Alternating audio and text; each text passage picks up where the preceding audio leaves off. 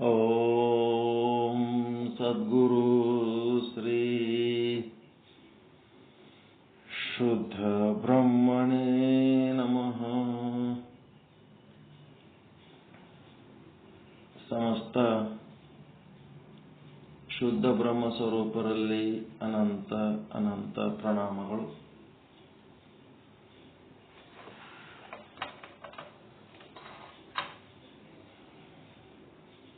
ಚಿನ್ಮಯ ಜ್ಞಾನಿ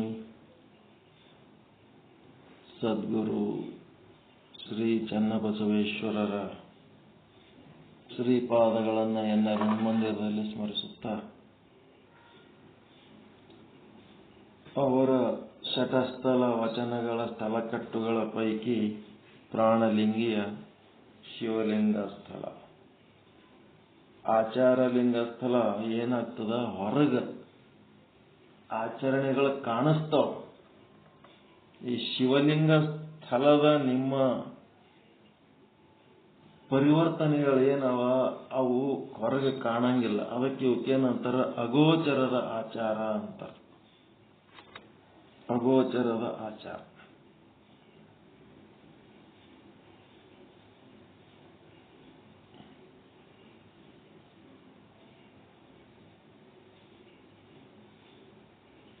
ಇವರಿಗೆ ಸಂಬಂಧಪಟ್ಟಂತೆ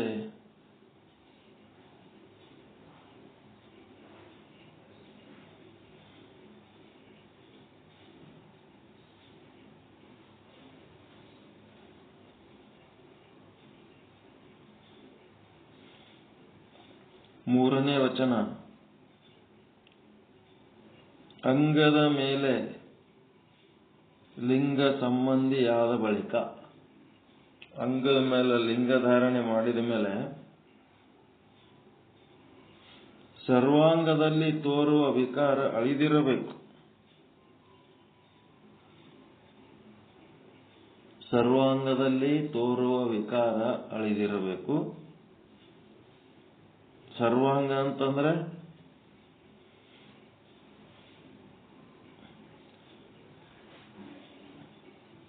ಏನೇನು? ಪ್ರಾಣ ಮೊದಲು ನಿಮ್ಮಲ್ಲಿರುವ ಪ್ರಾಣಗಳು ಏನ್ ಮಾಡ್ತಾವ, ಅಟ್ಯಾಚ್ಮೆಂಟ್ ಮಾಡಿಸ್ತಾವ. ಯಾವ್ದಕ್ಕರೆ ಅಟ್ಯಾಚ್ಮೆಂಟ್ ಅಂಡ್ ಡಿಟ್ಯಾಚ್ಮೆಂಟ್. ಅವ್ರಂದ್ರೆ ಇವ್ರಿಗೆ ಪಂಚಪ್ರಾಣ, ಇವ್ರಂದ್ರೆ ಅವ್ರಿಗೆ ಪ್ರಾಣ. ರಾಗದ್ವೇಷಗಳದವ. ರಾಗದ್ವೇಷಗಳು, ಆ ವಿಕಾರಗಳು ಏನದವ ಅಳಿಬೇಕು. ಯಾವುದ್ರ ಜೊತೆಗೂ ರಾಗ ಇರಬಾರ್ದು, ಯಾವುದ್ರ ಜೊತೆಗೂ ದ್ವೇಷ ಇರಬಾರ್ದು. ಎದಕ್ಕೂ ಅಂಟುಕೋಬಾರ್ದು. ಯಾವುದಕ್ಕೂ ನೀವು ಅಂಟುಕೊಂಡ್ರಿ ಅಂತಂದ್ರೆ ಪರಾವಲಂಬಿಗಳಾಗ್ತೀರಿ. ಅವರನ್ನ ನೋಡ್ಲಿಲ್ಲ, ಆ ವಸ್ತು ಇರ್ಲಿಲ್ಲ ಅಂತಂದ್ರ ದುಃಖಿಗಳಾಗ್ತೀರಿ. ನಿರಾಶೆ, ಭಯ, ಚಿಂತೆ ಎಲ್ಲ ಚಲುವಾಗ್ಬಿಡ್ತು. ಅದಕ್ಕೆ ನೀವು ಸ್ವಾವಲಂಬಿಗಳಾಗಿರ್ಬೇಕು. ರಾಗದ್ವೇಷ ಎಳೆದಿರ್ಬೇಕು. ಪ್ರಾಣಗುಣದಲ್ಲಿರುವಂತ ರಾಗದ್ವೇಷಗಳು. ಇಂದ್ರಿಯಗಳಲ್ಲಿ ವಿಷಯ ಭೋಗಾಸಕ್ತಿ. ವಿಷಯ ಭೋಗಾಸಕ್ತಿ ಎಳೆದ್ರೆ ಬದುಕ್ಲಿಕ್ಕಾಗ್ತದೇನ್ರಿ?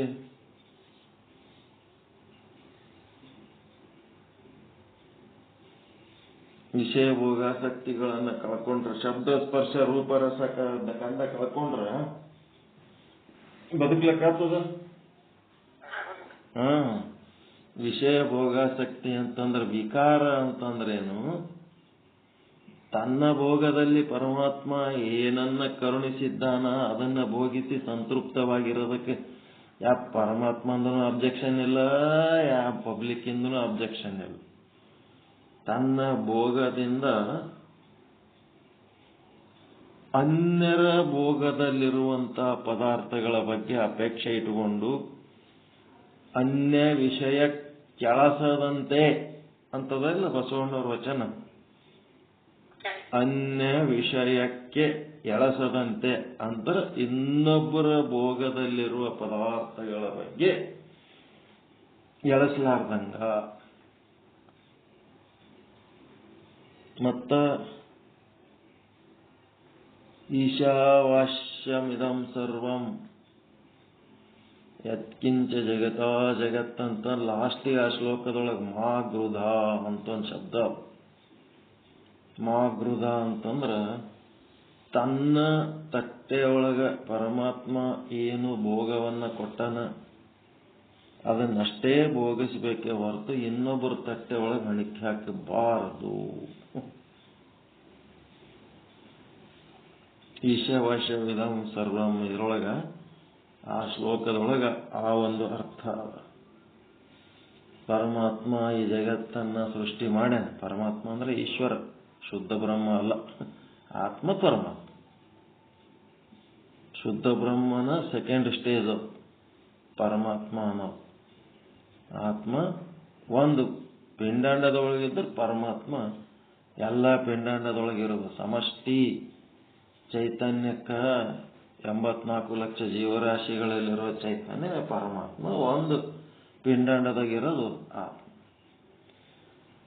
ಆ ಪರಮಾತ್ಮ ಸೃಷ್ಟಿ ಮಾಡಿ ಎಲ್ಲಾ ಜೀವಿಗಳ ಭೋಗ ವಸ್ತುಗಳನ್ನ ಈ ಜಗತ್ತಿನಾಗ ಇಟ್ಟನ. ನಮ್ಮ ಭೋಗದಾಗ ಏನದ ಅದನ್ನು ನಾವು ಭೋಗಿಸ್ಬೇಕೇ ಹೊರತು ಇನ್ನೊಬ್ಬರಲ್ಲಿರುವಂತ ಭೋಗಗಳಿಗೆ ಆಸೆ ಪಡಬಾರದು. ಅದಕ್ಕೆ ಇವೆಲ್ಲ ಏನದವ ಅನ್ಯ ಭೋಗ ಆಸಕ್ತಿ ಏನದಲ್ಲ, ಅನ್ಯ ಭೋಗ ಆಸಕ್ತಿ. ತನ್ನ ಭೋಗ ವಿಷಯಾಸಕ್ತಿ ಬಗ್ಗೆ ಯಾರ್ದು ಅಬ್ಜೆಕ್ಷನ್ ಇಲ್ಲ. ಅನ್ಯ ಭೋಗ ಆಸಕ್ತಿ ಏನದಲ್ಲ ಆ ವಿಕಾರ ಕಳಿಬೇಕು. ಇಂದ್ರಿಯಗಳಲ್ಲಿ ಮನ ಬುದ್ಧಿ ಚಿತ್ತಗಳ ಚಪಲಗಳು ಮತ್ತೇನೇನವ ಅವೆಲ್ಲ ಅಳಿದಿರಬೇಕು. ಸರ್ವ ಅಂಗದಲ್ಲಿ ತೋರುವ ವಿಕಾರ ಅಳಿದಿರಬೇಕು. ಪಂಚ ಜ್ಞಾನೇಂದ್ರಿಯಗಳು, ಪಂಚ ಕರ್ಮೇಂದ್ರಿಯಗಳು, ಪಂಚ ಅಂತಃಕರಣಗಳು, ಪ್ರಾಣಗಳು, ಏನೇನೋ ಪಂಚಭೂತಗಳು. ಮತ್ತೆ ಆ ಅಂಗವ ಸೋಂಕಿದ ಲಿಂಗಕ್ಕೆ ಸಜ್ಜೆ ಶಿವದಾರವು ಯಾವುದೆಂದಡೆ ಅಂಗವೇ ಸಜ್ಜೆ, ಆಚಾರವೇ ಶಿವದಾರ, ತ್ರಿಕರಣದ ಶುದ್ಧವಾಗಿದ್ದೇ ಕುಳಿಕೆ. ಈ ತ್ರಿವಿಧ ಗುಣವನ್ನು ಅರಿಯಬೇಕು. ಒಂದು ಲಿಂಗಪ್ಪಿದ್ರೆ ಅದಕ್ಕೊಂದು ದಾರ ಶಿವದಾರ ಏನವಲ್ಲ. ಹಂಗ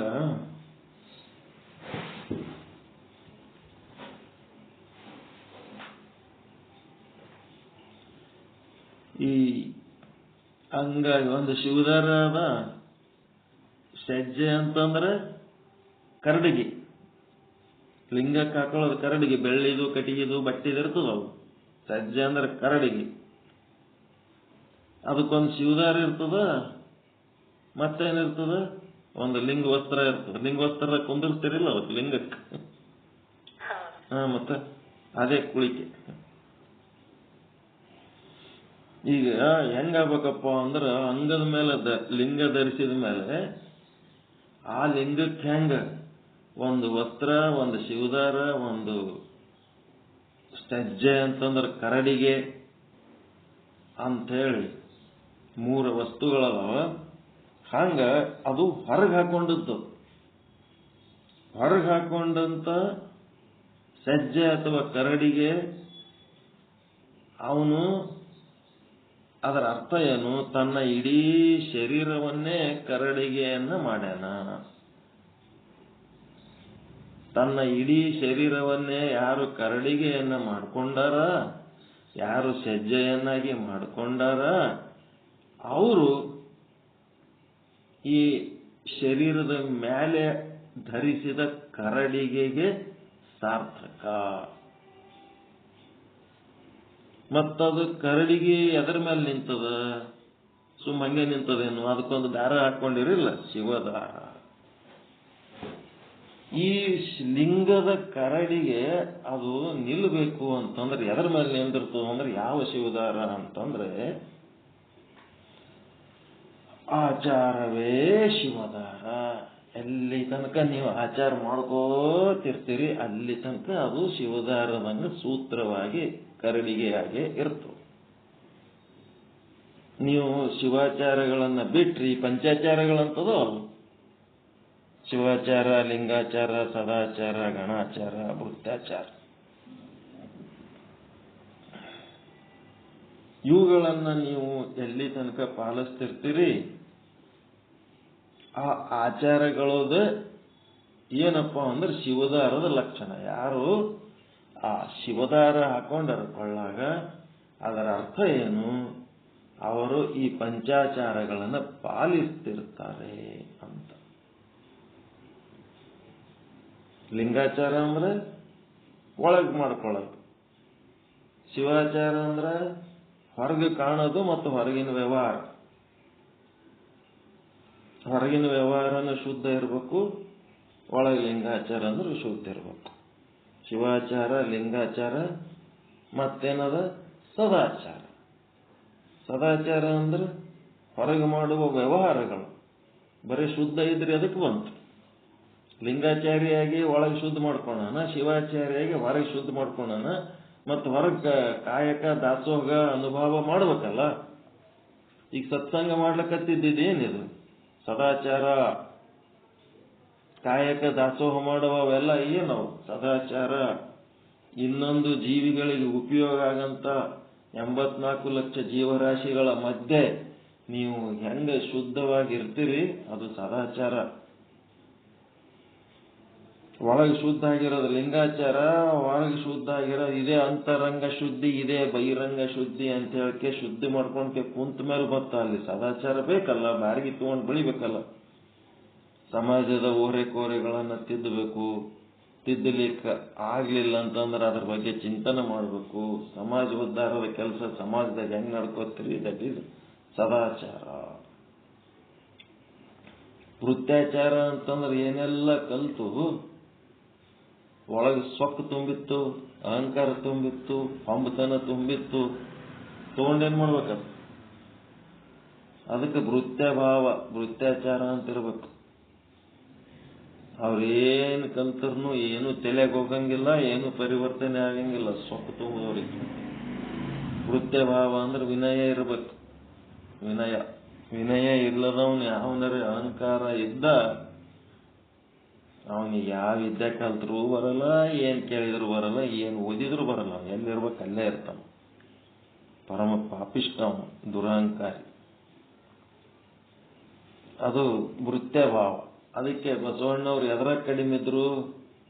ಅಧಿಕಾರದ ಕಡಿಮೆ ಇದ್ರ, ವಿದ್ಯೆ ಒಳಗೆ ಕಡಿಮೆ ಇದ್ರ, ತಮ್ಮ ಅಂತರಂಗ ಶುದ್ಧಿ ಒಳಗೆ ಕಡಿಮೆ ಇದ್ರ, ಬಹಿರಂಗ ಶುದ್ಧಿ ಒಳಗೆ ಕಡಿಮೆ ಇದ್ರ. ಅಂತರಂಗ ಶುದ್ಧಿ ಅಂದ್ರೆ ಒಳಗಿರುವ ಪ್ರಾಣಗಳು ಮತ್ತು ಅಂತಃಕರಣಗಳು ಅವು ಅನೈತಿಕ ಕೆಲಸದ ಬಗ್ಗೆ ಚಿಂತನೆ ಮಾಡ್ಲಾರ್ದಂಗಿರ್ಬೇಕು. ಬಹಿರಂಗ ಶುದ್ಧಿ ಅಂತಂದ್ರೆ ಕಣ್ಣು, ಕಿವಿ, ಮೂಗು, ನಾಲಿಗೆ, ಚರ್ಮ, ಕೈ, ಕಾಲು, ಬಾಯಿ, ಗುದಗುಯ್ಯ ಇವನು ಶುದ್ಧ ಇಟ್ಕೊಂಡಿರ್ಬೇಕು. 5 ಒಳಗೆ 10 ಒಳಗದಾವ, 10 ಹೊರಗದಾವ. ಪ್ರಾಣಗಳು ಮತ್ತು ಅಂತಃಕರಣಗಳು 10 ಒಳಗದಾವ, 10 ಹೊರಗದಾವ. ಕರ್ಮೇಂದ್ರಿಯ, ಜ್ಞಾನೇಂದ್ರಿಯ ಇವುಗಳನ್ನ ಶುದ್ಧ ಇಟ್ಕೊಳ್ಳೋದು.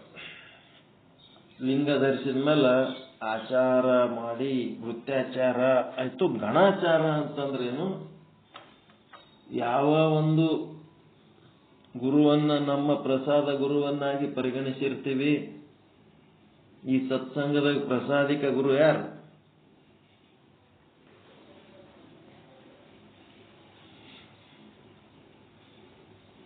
ಇದರದ ಪ್ರಸಾದಿಕ ಗುರು ಯಾರ್ರಿ ಈ ಸತ್ಸಂಗದಾಗ? ಸಾಧು ನಿಶ್ಚಲದ ಪಂಡಿತ ಪೀತಾಂಬರ್ಜಿ. ಸಾಧು ನಿಶ್ಚಲದಾಸು, ಪಂಡಿತ ಪೀತಾಂಬರ್ಜಿ ಇವರು ಪ್ರಸಾದಿಕ ಗುರುಗಳು. ನನಗೂ ಪ್ರಸಾದ ಅವರಿಂದಲೇ, ನಿಮಗೂ ಪ್ರಸಾದ ಅವರಿಂದಲೇ, ಇಡೀ ಲೋಕಕ್ಕೆ ಪ್ರಸಾದ ಅವರಿಂದಲೇ. ಪ್ರಸಾದ ಗ್ರಂಥ ಯಾವುದು? ವಿಚಾರ ಸಾಗರನೇ. ವಿಚಾರ ಚಂದ್ರೋದಯ ಅದರದ ಅಂಕ್ಲಿಪ್ ಅದು ಇರ್ಲಿ. ವಿಚಾರ ಸಾಗರ, ವಿಚಾರ ಚಂದ್ರೋದಯ ಅಡ್ಡು ಒಂದೇ. ಅದರಾಗಿದ್ದದ್ದು ಇದ್ರಾಗ, ಇದ್ರಾಗಿದ್ದದ್ದು ಅದರಾಗ.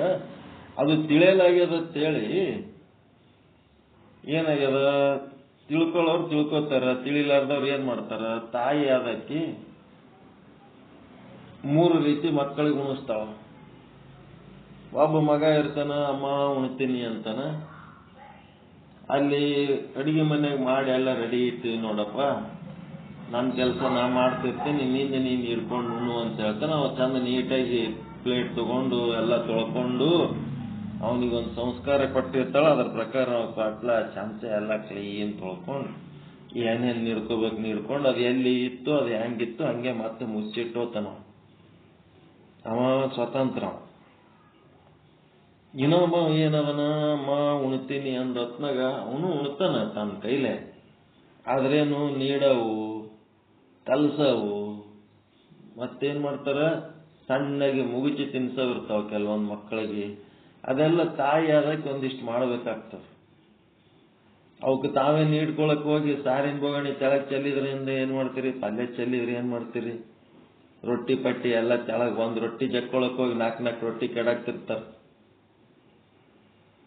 ದೊಡ್ಡ ದೊಡ್ಡ ಇಂಜಿನಿಯರ್ಗಳಾಗಿರ್ತಾರ, ನೀಡ್ಕೊಳಕ್ಕೆ ಬರಂಗಿಲ್ಲ. ಬುಟ್ಟೆನ್ ರೊಟ್ಟಿ ಮತ್ ಬೈತಾರ ತಿಳಕ್ಕೆ ಅವ್ರು ತೆಳಗ್ ಬಿದ್ದು ಎಲ್ಲ ಮತ್ತೆ ಎತ್ತಿ ಅದ್ರಾಗೆ ಹಾಕಿ ಹೋಗ್ಬಿಟ್ಟಿರ್ತಾರ. ತೆಳಗ್ ಬಿದ್ದು ಪಲ್ಯ ಚೆಲ್ಲಿದ್ದೆಲ್ಲ ಅದ್ರಾಗೆ ತುಂಬಿಸಿಟ್ಟು ಹೋಗ್ಬಿಡ್ತಾರ. ಮುಂದೆ ತಿನ್ನೋರು ಯಾಕೆ ಕಲ್ಲು ಬರ್ಲಕತ್ತಲ್ಲ, ಮಣ್ಣು ಬರ್ಲಕತ್ತಲ್ಲ ಮಾಡಿ ಇಟ್ಟಿರ್ತಾರ ದೊಡ್ಡ ಮನುಷ್ಯರ್ಗ. ಅದ್ರ ತಿಂತವಿರ್ತಾವ. ಅದಕ್ಕೆ ನೀಡ್ಕೊಳಕ್ ಬರಂಗಿಲ್ಲ ಯಾರಿಗೆ, ಅವರಿಗೆ ನೀಡಿಕೊಡ್ತಾರ. ತನ್ನ ಕೈಲೇ ತಾನು ಉಣ್ತಾರ. ಮಡಿಲ ಶಿಶು ಕೂಸು ಅಳ್ಳಕತ್ತದ ಅಂತಂದ್ರೆ ಅದಕ್ಕೆ ಊಟ ಏನ್ ಮಾಡ್ತಾಳ, ತಾನು ಉಣ್ತಾಳ. ತಾನುಂಡು ತನ್ನ ಸ್ತನದ ಪಾನವನ್ನ ಆ ಕೂಸಿಗೆ ಮಾಡಿಸ್ತಾಳ. ಹಿಂಗ ಪೀತಾಂಬರ್ಜಿ ಏನ್ ಮಾಡ್ಯಾರ, ನಮಗ ಸ್ತನಪಾನ ಮಾಡಿದ ತಾಯಿ. ಊಟ ಒಂದೇ, ಅಡಿಗೆ ಇರೋದು ಅಲ್ಲಿ, ಮನೆಯಾಗಿರೋದು ಅಡಿಗೆ ಒಂದೇ ಅಡಿಗೆ. ಆದ್ರೆ 3 ರೀತಿ ಉಣಿಸೋದ್ರಾಗ ನಮ್ಮ ಪೀತಾಂಬರ್ಜಿ ಏನದರ, ತಾವು ಸ್ತನಪಾನ ಮಾಡಿ ವಿಚಾರ ಸಾಗರವನ್ನ ನಮ್ಗೆಲ್ಲ ತಾಯಿ ಉಪಾಧಿಯಲ್ಲಿ ಊಟ ಮಾಡಿಸಿದ್ದಕ್ಕ ನಮಗ ಸ್ತನದ ಹಾಲು ಅಂತಂದ್ರೆ ಯಾವುದು, ತಾಯಿ ಕೊಡುವ ಮಾತೃತ್ವದ ಹಾಲು ವಿಚಾರ ಚಂದ್ರೋದಯ. ಪ್ರಸಾದಿಕ ಗ್ರಂಥ ಅದು ನಮ್ಮ ಬದುಕಿಗೆ ಆಧಾರವಾಗಿದ್ದು, ಆಸರೆ ಆಗಿದ್ದು, ಆಧ್ಯಾತ್ಮ ಜೀವನದ ಉನ್ನತಿಗೆ ಉಪಯೋಗ ಆಗಿದ್ದು ವಿಚಾರ ಸಾಗರ. ಈ ರೀತಿ ತಿಳ್ಕೊಂಡು ಹಿಂಗಂತೇಳಿ ಮತ್ತೆ ಅದಕ್ಕೆ ಅಂಟ್ಕೊಂಡು ಕುಂದಿರಬಾರ್ದು. ಇದು ಬಿಟ್ಟರೆ ಮತ್ತೊಂದು ಏನು ಓದಂಗಿಲ್ಲ, ಮತ್ತೊಂದು ತಿಳ್ಕೊಳ್ಳಂಗಿಲ್ಲ. ನಮ್ಮ ಆತ್ಮೋನ್ನತಿಗೆ ಮತ್ತೆ ಬೇರೆ ಯಾರೇ ಹೇಳ್ತಿದ್ರು, ಏನೇ ಹೇಳ್ತಿದ್ರು, ಯಾವುದೇ ಗ್ರಂಥ ಇದ್ರು ಓದ್ಬೇಕು. ಆದ್ರೆ ಅವೆಲ್ಲ ಮೂಲವನ್ನ ಹಿಡಿಯುವುದಕ್ಕೆ ನಮಗೆ ಆಧಾರ ಆಗದ್ಯಾವುದು, ವಿಚಾರ ಸಾಗರ. ಓದಬಾರ್ದಂತಿಲ್ಲ. ಮತ್ತು ಅಲ್ಲಿಂದ ಇಲ್ಲಿ ತನಕ ವಿಚಾರ ಸಾಗರ, ವಿಚಾರ ಚಂದ್ರೋದಯ ಸಿಕ್ಕಿಲ್ಲ ಅಂತೇಳಿ ಏನೇನೋ ಓದಿವಿ. ಅವು ಓದಿದ್ದಕ್ಕೂ ನಾವು ಅಯ್ಯೋ ಸುಮ್ಮನೆ ಇವೆಲ್ಲ ಓದಿ ಹೈರಾಣ ಅದೇವಲ್ಲ, ಇವೇ ಮೊದಲು ಸಿಕ್ಕಿದ್ರೆ ಎಷ್ಟು ಚಲೋ ಇತ್ತು ಅಂತೇಳಿ ಹಂಗೂ ಅನ್ನಬಾರ್ದು. ಯಾಕಂತಂದ್ರೆ ಇದು ಬಂದು ಮುಟ್ಟೋದಕ್ಕ ಇವು ಬೇರೆ ಬೇರೆ ಸ್ಟೇಷನ್ಗಳು ಇದ್ದಂಗೆ. ಬೆಂಗಳೂರಿಗೆ ಹೋಗಿ ಮುಟ್ಟಬೇಕಾದ್ರೆ ನಿಮ್ಮ ಊರ್ಲಿಂದ ಬೆಂಗಳೂರು ತನಕ ಎಷ್ಟೋ ಬಸ್ ಸ್ಟ್ಯಾಂಡ್ಗಳು, ಎಷ್ಟೋ ರೈಲ್ವೆ ಸ್ಟೇಷನ್ಗಳು ಅದಾವಿಲ್ಲ. ಹಾಗೆ ನಾವು ಓದಿದ ಗ್ರಂಥಗಳು, ಹಂಗೆ ನಾವು ನಡ್ಕೊಂಡ ಗುರುಗಳು, ಆ ಎಲ್ಲ ಗುರುಗಳು ಒಂದೊಂದು ರೈಲ್ವೆ ಸ್ಟೇಷನ್, ಒಂದೊಂದು ಬಸ್ ಸ್ಟ್ಯಾಂಡ್ ಇದ್ದಂಗೆ. ಅಲ್ಲಿಂದ ಇಲ್ಲಿ ತನಕ ನಮಗೆ ಆಧ್ಯಾತ್ಮ ಸಾಧನೆಯ ಶ್ರದ್ಧೆಯನ್ನ ಹಿಡ್ಕೊಂಡು ಅಲ್ಲಿಂದ ಇಲ್ಲಿ ತಂದಾರಲ್ಲ, ಅವ್ರು ಯಾರ ಬಗ್ಗೆನೂ ಕೆಟ್ಟ ಭಾವನೆ ತಾಳಬಾರ್ದು. ಹೀಗಾಗಿ ಒಳ್ಳೆ ಒಳಗೆ ತಯಾರಿ ಚಂದ ಇರಬೇಕು. ಅದಕ್ಕೇನಾಯ್ತು, ಆಚಾರ, ಪಂಚ ಆಚಾರಗಳು. ಈಗ ನಿಮ್ಗೇನು ಹೇಳಕತ್ತಿದ್ದೆ, ಗಣಾಚಾರದ ಬಗ್ಗೆ ಹೇಳಕತ್ತಿದ್ದೆ ನಾನು. ವೃತ್ತಾಚಾರ ಅಂದ್ರೆ ವಿನಯವಾಗಿರೋದು, ಸದಾಚಾರ ಅಂತಂದ್ರೆ ಸಮಾಜದಲ್ಲಿ ನೀತಿ ರೀತಿಯಿಂದ ನಡ್ಕೊಳ್ಳೋದು, ಲಿಂಗಾಚಾರ ಅಂತಂದ್ರೆ ಆಧ್ಯಾತ್ಮಿಕ ಸಾಧನೆ, ಮತ್ತೆ ಈ ಶಿವಾಚಾರ ಅಂತಂದ್ರೆ ಈ ಭೌತಿಕ ಶರೀರದಿಂದ ಮಾಡುವ ಸಾಧನೆಗಳು. ಮತ್ತಿನ್ನೇನದವಪ್ಪ ಅಂತಂದ್ರೆ ವೃತ್ತಾಚಾರ ಅಂದ್ರೆ ವಿನಯದಿಂದ ಇರಬೇಕು. ಗಣಾಚಾರ ಅಂತಂದ್ರ ನಮ್ಮ ಯಾವ ಪ್ರಸಾದಿಕ ಗುರು ಆಗ್ಲಿ, ಪ್ರಸಾದಿಕ ಗ್ರಂಥ ಆಗ್ಲಿ, ಆ ಪಾಠ ಹೇಳುವ ಗುರುಗಳ ಬಗ್ಗೆ ಯಾರಾದರೂ ಏನಾದರೂ ಟೀಕೆ ಟಿಪ್ಪಣಿ ಮಾಡಿದರೆ, ಅಥವಾ ನಮ್ಮ ಶಿಷ್ಯರ ಬಗ್ಗೆ ಯಾರಾದರೂ ಏನಾದರೂ ಟೀಕೆ ಟಿಪ್ಪಣಿ ಮಾಡಿದರೆ ಅವರು ಹಂಗಲ್ಲ ಅಂತ ಹೇಳ್ಬೇಕು. ನೀವು ತಪ್ಪು ತಿಳ್ಕೊಂಡ್ರಿ ಅವ್ರ ಬಗ್ಗೆ. ಅವರು ಯಾರ ವೈರಿಗಳು ಅಲ್ಲ, ಅವರು ಕೆಟ್ಟವರಲ್ಲ. ನೀವು ತಿಳ್ಕೊಂಡದ್ದು ತಪ್ಪು ಅಂತ ಹೇಳ್ಬೇಕು. ಇಲ್ಲ ನಮ್ಗೆ ಅವ್ರಲಿಂತ ಹಿಂಗಾಗ್ಯದ ಹಂಗಾಗ್ಯದ ಅನುಭವ ಆಗ್ಯದ ಅದಾಗ್ಯದ, ಆಯ್ತು. ಅವ್ರ ಸಂಗಟ ಕಮ್ಯುನಿಕೇಶನ್ ಕಡಿಮೆ ಮಾಡ್ಬೇಕು. ಯಾಕಂತಂದ್ರ ನಮ್ಮ ಇದ್ದ ಶ್ರದ್ಧೆ ಕೆಡಿಸ್ಬಿಡ್ತಾರ ಅವ್ರು. ನಮ್ಮ ಶಾಸ್ತ್ರದ ಬಗ್ಗೆ, ನಮ್ಮ ಗುರುವಿನ ಬಗ್ಗೆ ಒಂದೇನೋ ದಾರಿ ಹಿಡ್ಕೊಂಡು ಹೋಗಿರ್ತೀವಿ, ಅವು ತಾವು ದಾರಿ ಬಿಟ್ಟಿರ್ತಾವ, ಇನ್ನೊಬ್ಬರಿಗೆ ದಾರಿ ಬಿಡಿಸ್ತಾವ. ಧಾರವಾಡದಾಗ ಒಬ್ಬ ಎನ್ನಾರ್ ಹಿರೇಮಠ ಅಂತದನ್, ಅವನು ಅದೇ ಮಾಡ್ತಿರ್ತಾನ. ತಾನೂ ಉಪಯೋಗ ಇಲ್ಲ, ಇನ್ನೊಬ್ಬರಿಗಿಲ್ಲ ದಾರಿ ಕೆಡಿಸ್ಬಿಡ್ತಾವ. ಲಿಂಗಯ್ಯ ಹಿರೇಮಠ ಅಂತ ಹೇಳಿ ಬರೀ ಚಂದ ಮಾತಾಡಿದ್ರು ಉಪಯೋಗ ಇಲ್ಲ. ಮತ್ತೀಗ ನಿಮ್ಗೇನಾಗ್ತದೆ? ಇಲ್ಲಿ ಶ್ರದ್ಧೆ ನಿಷ್ಠೆ ಬೆಳಿಲಾರ್ದವ್ರಿಗೆ, ಅರ್ಧಮರ್ಧ ಇದ್ದವ್ರಿಗೆ ಏನು ಯಾರು ಹೇಳಿದ್ರೆ ಅವ್ರ ಮಾತು ಚಂದ ಕಂಡ್ರೆ ಅವ್ರದನ್ನ ಆಯ್ತದ. ಅವ ಏನು ಎಷ್ಟೋ ಬುಕ್ಗಳು ಬರ್ದನ್, ದೇವೇಂದ್ರ ಎಷ್ಟು ಶಾಣೆ ಅದನ. ಅವ ಇಲ್ಲಿ ಬಿಟ್ಕೆ ಅಲ್ಲಿ ಹೋಗಿ ಏನು ಸಾಧಿಸ್ತಾನ ಗೊತ್ತಿಲ್ಲ. ವಿಚಾರ ಚಂದ್ರೋದಯ ಮುಗಿನ ವಿಚಾರ ಸಾಗರ ಸ್ಟಾರ್ಟ್ ಆಗನ ಬಿಟ್ಟವ. ಹಂಗ ಗುರುವೆ ಹಿಂಗ ಗುರುವೆ ದೊಡ್ಡ ನಾಟಕ ಮಾಡೋದ ಸ್ಟಾರ್ಟಿಂಗ್, ಆಮೇಲೆ ಕೈ ಬಿಟ್ಟ. ಆರೋಗ್ಯ ವಯಸ್ಸ ಎಲ್ಲಾನು ಮುಗಿದಾದ್ಮೇಲೂ ಒಂದು ನಿಷ್ಠೆ ಅನ್ನೋದು ಬೆಳೆಸ್ಕೊಳ್ಳಿಲ್ಲ ಅಂತಂದ್ರೆ ಏನಾಗ್ತದ? ಸಾರ್ಥಕ ಆಗಂಗಿಲ್ಲ. ಎನ್ನಾರ್ ಹಿರೇಮಠನ ಬೆನ್ನ ಹತ್ತಿದ್ರ ವಿಚಾರ ಸಾಗರದೊಳಗಿನ ವಿಷಯಗಳನ್ನೆಲ್ಲ ಹಿಂಗ ಕುಂದಿರ್ಸಿ ಹೇಳ್ತಾನೆ ನಾನು. ಏನೋ ಮಾಡ್ಲಿ, ಯಾರ್ಯಾರು ಏನೇನು ಮಾಡ್ತಾರ.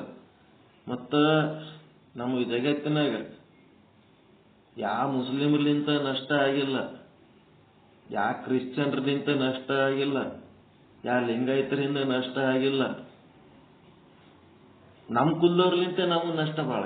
ಅವ ದಿವ್ಯಾನಂದನು ಅವ ನಮ್ಮ ಕುಲದವನೇ, ಎನ್ನಾರ್ ಹಿರೇಮಠನವನು ನಮ್ಮ ಕುಲದವನೇ.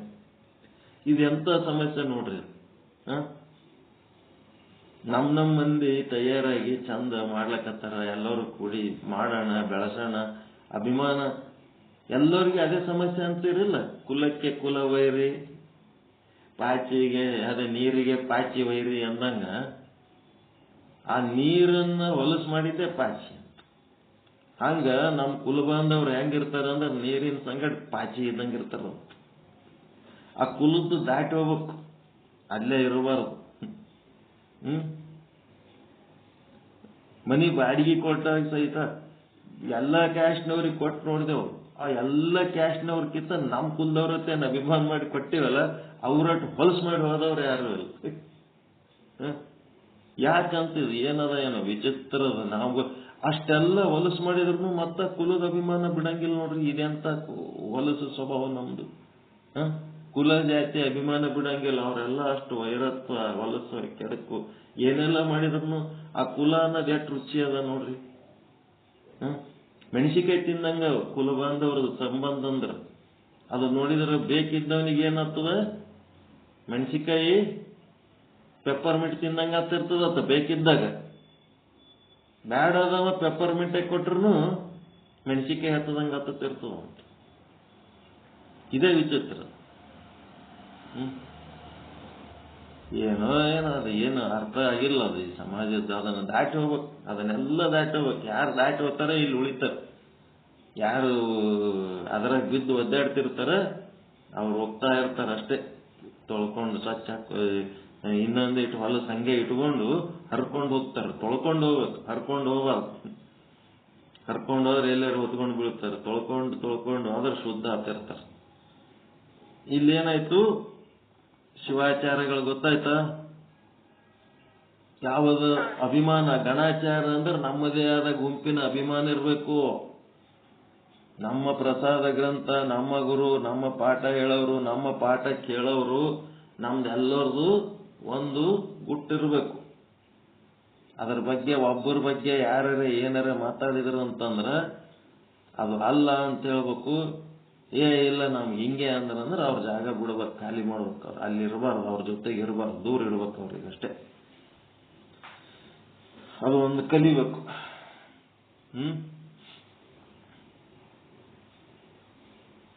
ದಿವ್ಯಾನಂದನು ಅವನೇ, ದೇವೇಂದ್ರ ಇನ್ನೂ ಅವನೇ, ಎಲ್ಲರೂ ಸ್ವಾಮಿಗಳೇ.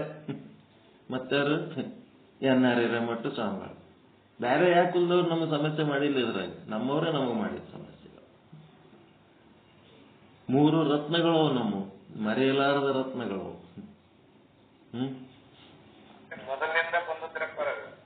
ಆ ಕಾಲದಾಗ ನೋಡ್ರಿ, ಅವ್ರಿಗೊಂದು ಚೂರಾದ್ರೂ ಒಂದು ಅಭಿಮಾನ, ಒಂದು ಪ್ರೀತಿ, ಇದು ಚಂದ ನಡೆದದ, ಇದನ್ನ ಸಂಭಾಳಿಸ್ಕೊಂಡು ಹೋಗ್ಬೇಕನ್ನೋದು ಬರಂಗೇ ಇಲ್ಲ.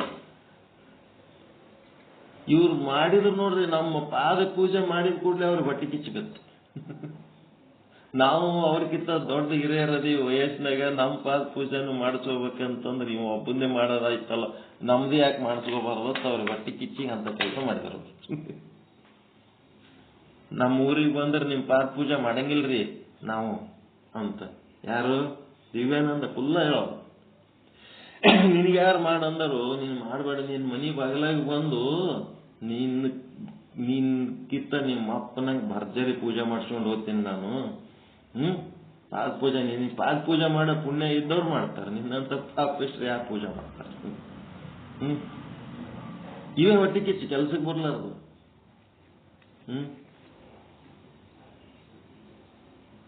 ಹೊಟ್ಟೆ ಕಿಚ್ಚಿ ಏನ್ರಿ?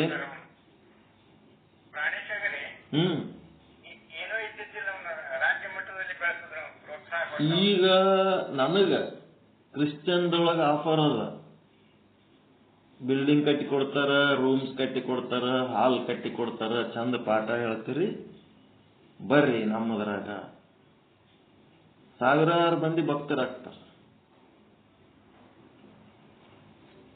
ಇದ್ರಾಗ ಕುತ್ತಿಗೆ ಏನು ಸಾಧಿಸಿದೆವು ನಾವು ಇದು ಮಾಡಿ ಅಂತ ಎಲ್ಲೋ ಒಂದ್ ಕಡೆ ವ್ಯಾವಹಾರಿಕ ಮನಸ್ಸು ಹೇಳ್ತಿರ್ತವ. ನಾವು ಎಲ್ಲಿ ಹೋದ್ರೂ ಮಾಡಬೇಕಾಗಿದ್ದು ಬ್ರಹ್ಮನಿಷ್ಠೆ ಸಾಧನೆ.